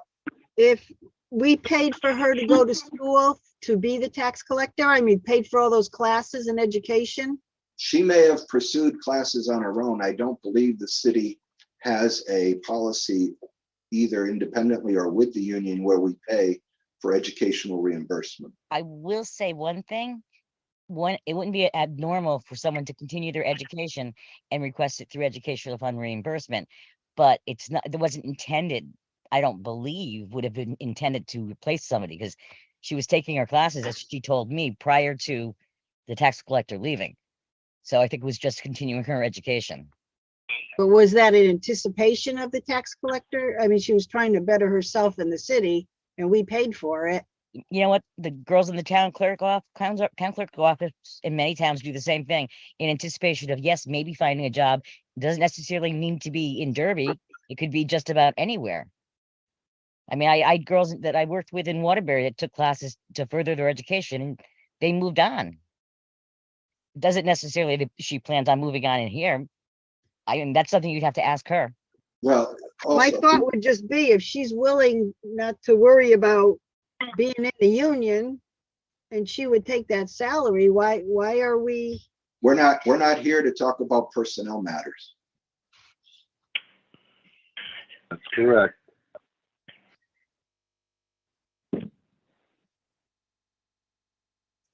So Mark, if you would, the assessor, anybody have a question on the assessor? Because that's the same as the department requested.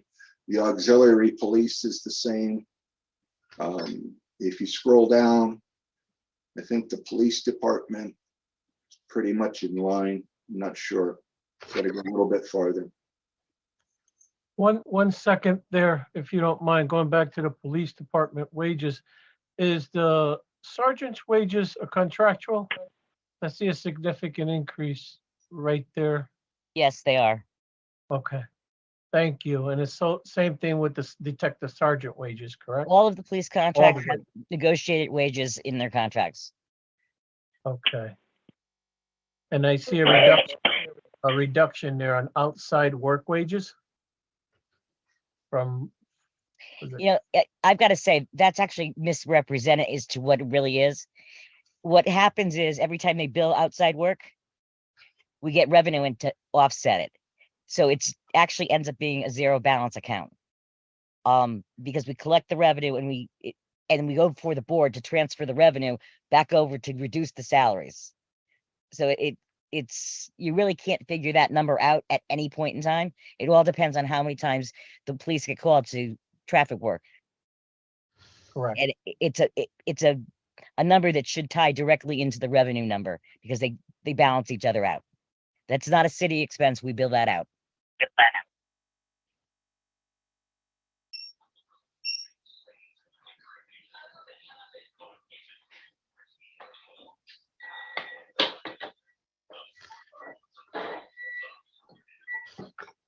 Anything else on the police department, Roberta? No, I'm looking through it. It all matches what the actual than last year's. Mhm. And if it's contractual, there's not much that neither one of us can do about that. Correct, yep. So Mark, can we scroll down, please?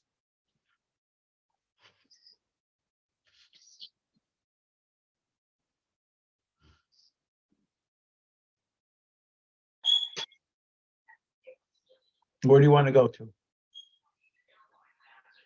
The fire department.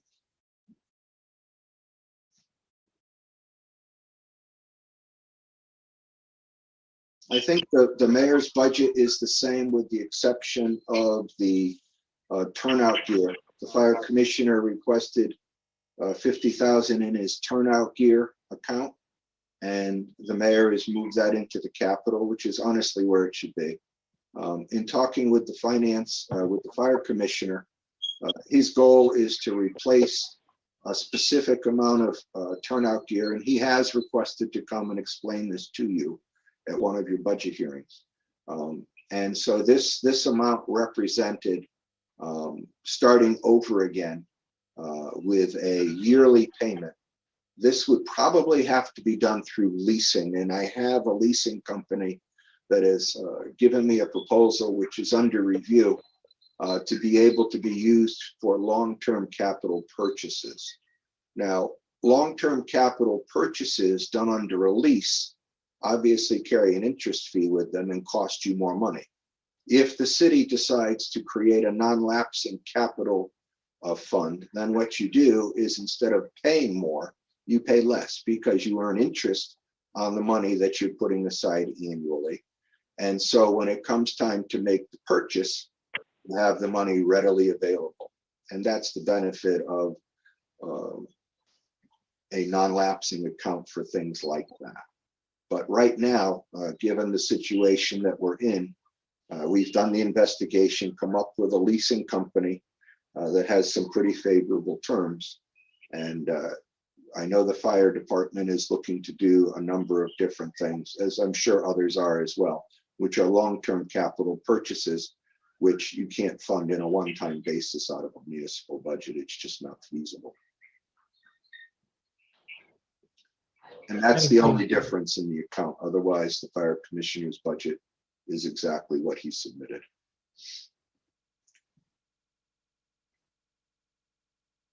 All right. With that said, I'm not sure if it's a typo or not. You mentioned that the mayor took that out of the requested budget and put it into miscellaneous capital. If you go down to miscellaneous capital, it shows 50,000 for the department request and 0 for the mayor. So I don't know if that if that's transposed or if that was purposely. We can check into that, Mike. Thank you. Part of the process there was we were trying to review the existing leases that are in place, and there is a little bit of paperwork that we still need to get in from the lease company so that we can properly manage that.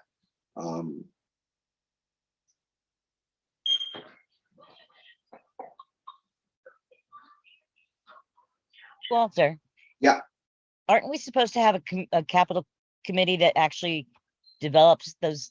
Yes, they tried to get them together to meet, and we had a quorum, and then a lady got called for an emergency work situation. The mayor's looking to see if he can get a meeting together this month or next to finalize the capital recommendations. And let me just, if there's no other questions on the fire department stuff, the Office of Emergency Management again is the same. The fire marshal has asked for an upgrade to his budget process, which is before the Board of Aldermen. It was suggested at the last meeting, and it is back on the agenda as an unfinished business item. That number represents his current budget request, given the staffing that is allowed based upon the ordinances that are in place. He has asked that the aldermen change the ordinances to provide additional funding so that he can provide better service related to the inspection component. If the aldermen approve that, the money for that, which is an approximate $42,000 more, is in the special working balance of the mayor's budget.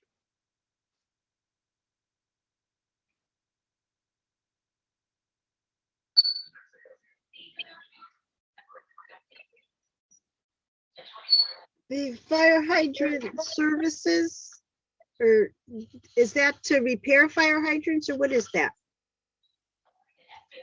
Water bills. Well, that's Regional Water Authority and Aquarian, the one over the top of that, fire Has a zero. hydrant service. It has a 0 in it. Right, so underneath it are the 2 water bills, but does that mean repairing fire hydrants, or what is that? No, it's just the water. If you look on the far left column, that 265,743 has just been split out so that we can track it by the billing agency. So we have 2 people or 2 entities, if you will, that are providing fire hydrant service water bills. So this allows us to track the bills individually as opposed to the combined bills. That's all, same thing. Okay.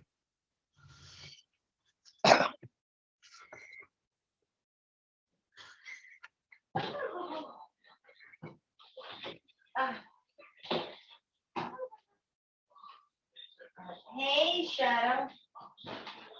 Oh, sweetheart, I thought I noticed we don't have a dispatcher in the highway department.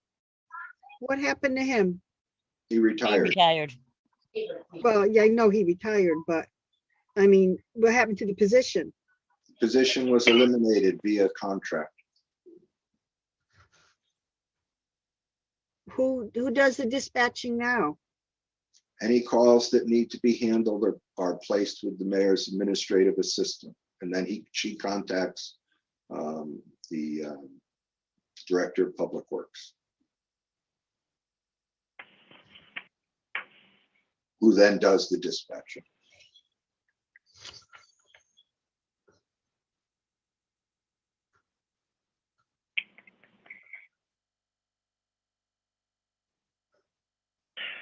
And Walt, I just got a quick question. That maintainer 2 wages, is that getting close to $500,000 for that position?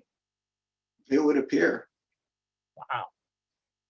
Those are also contractual increases from last year.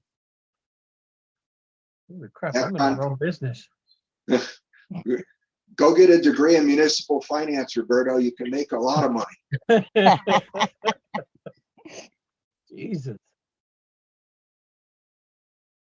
If you don't mind, there is I believe 5 people involved in that. It's not just one wage. It's split up between 5 employees. Thank you, Chris, for clarifying. No problem. Oh, I'm sorry, I missed that. I know the maintainer 3 wages are split up between 2 people. Maintainer 4, I think we have 4 of them. Okay. Thank you for clarifying, because that No is problem. that's a hell of a degree to receive that much. Oh, yeah. I would like, I would drop down and be a maintainer too.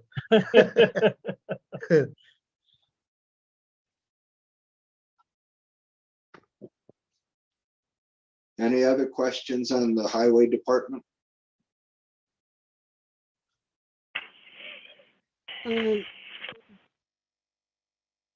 This is Mike. I was thinking of making a recommendation to the other members of the board that, I think Chris said it before. I think Walt may have said it. We have workshops scheduled to have department heads in. I almost wonder if it makes more sense, rather than going through this tonight like this, to actually have the department heads in presenting to us so that we can make our decisions and ask our questions directly to the department heads. Yeah, that was my I agree with that. recommendation. They'll have the better answers for you, Mike, too. So instead of trying to guess on certain things, I think you'll get a direct answer from them. I just have one more question. If we go down to community development.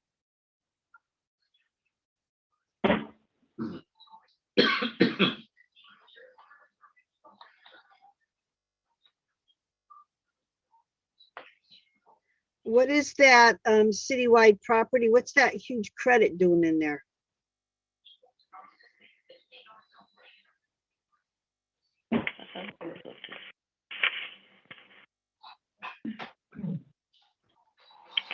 It's saying that we expended that?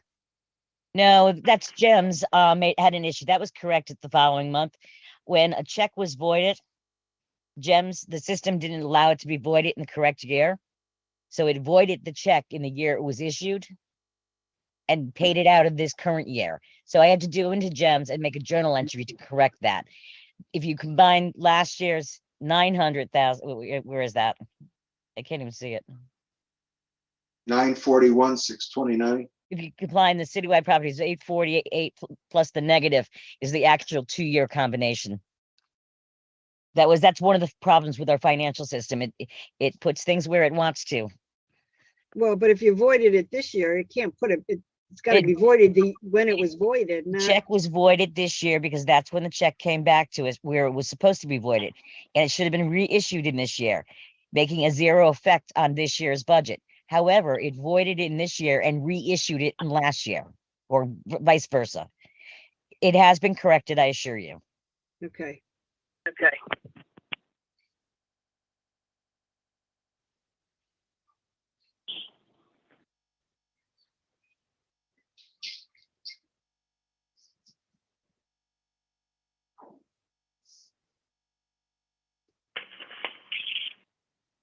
Oh, just one quick question that I forgot about with last one, keep shirt on.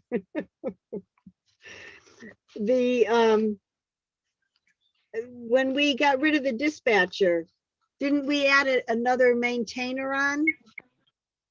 I believe that was the contractual agreement for the elimination. Yes, that's the contractual. Yes, that's the contractual part of it.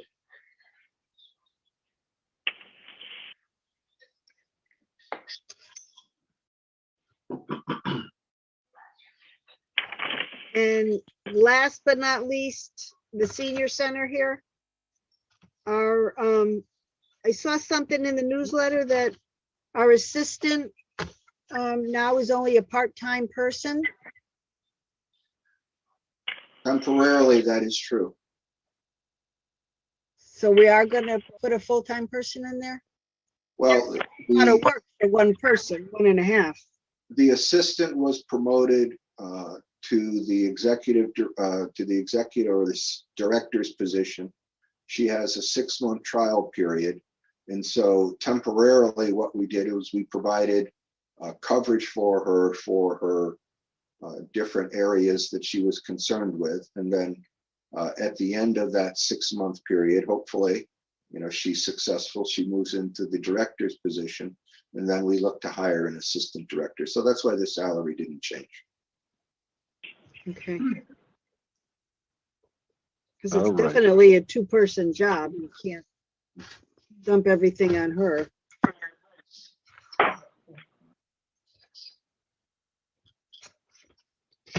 So, Mr. Santos, at this time, do you think it's probably a good idea to schedule department heads to come in so we can get a more granular look at their budgets and more detail as to what they're requesting and why they're requesting it and the amounts they're requesting for?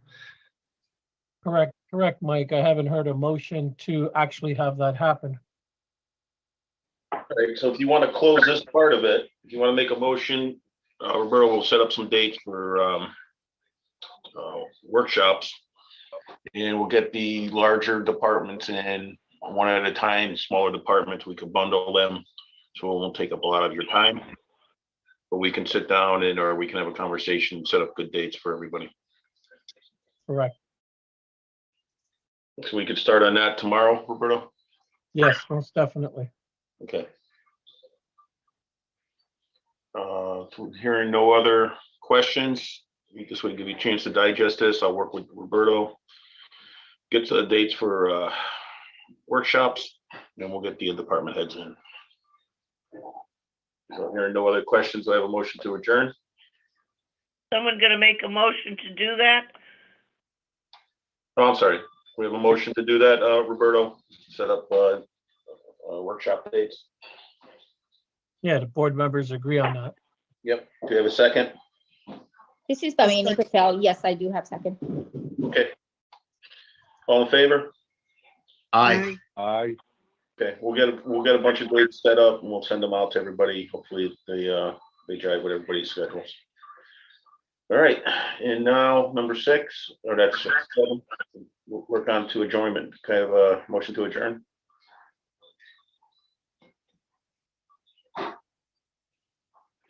Mike Albert, a motion to adjourn.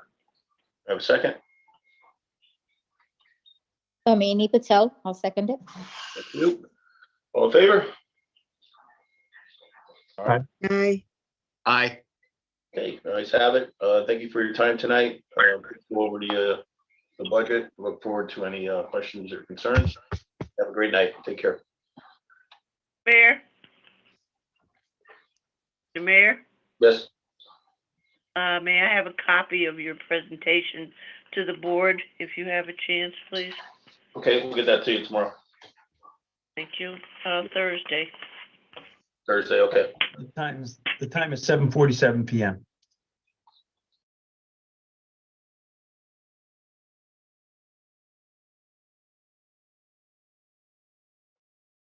All right.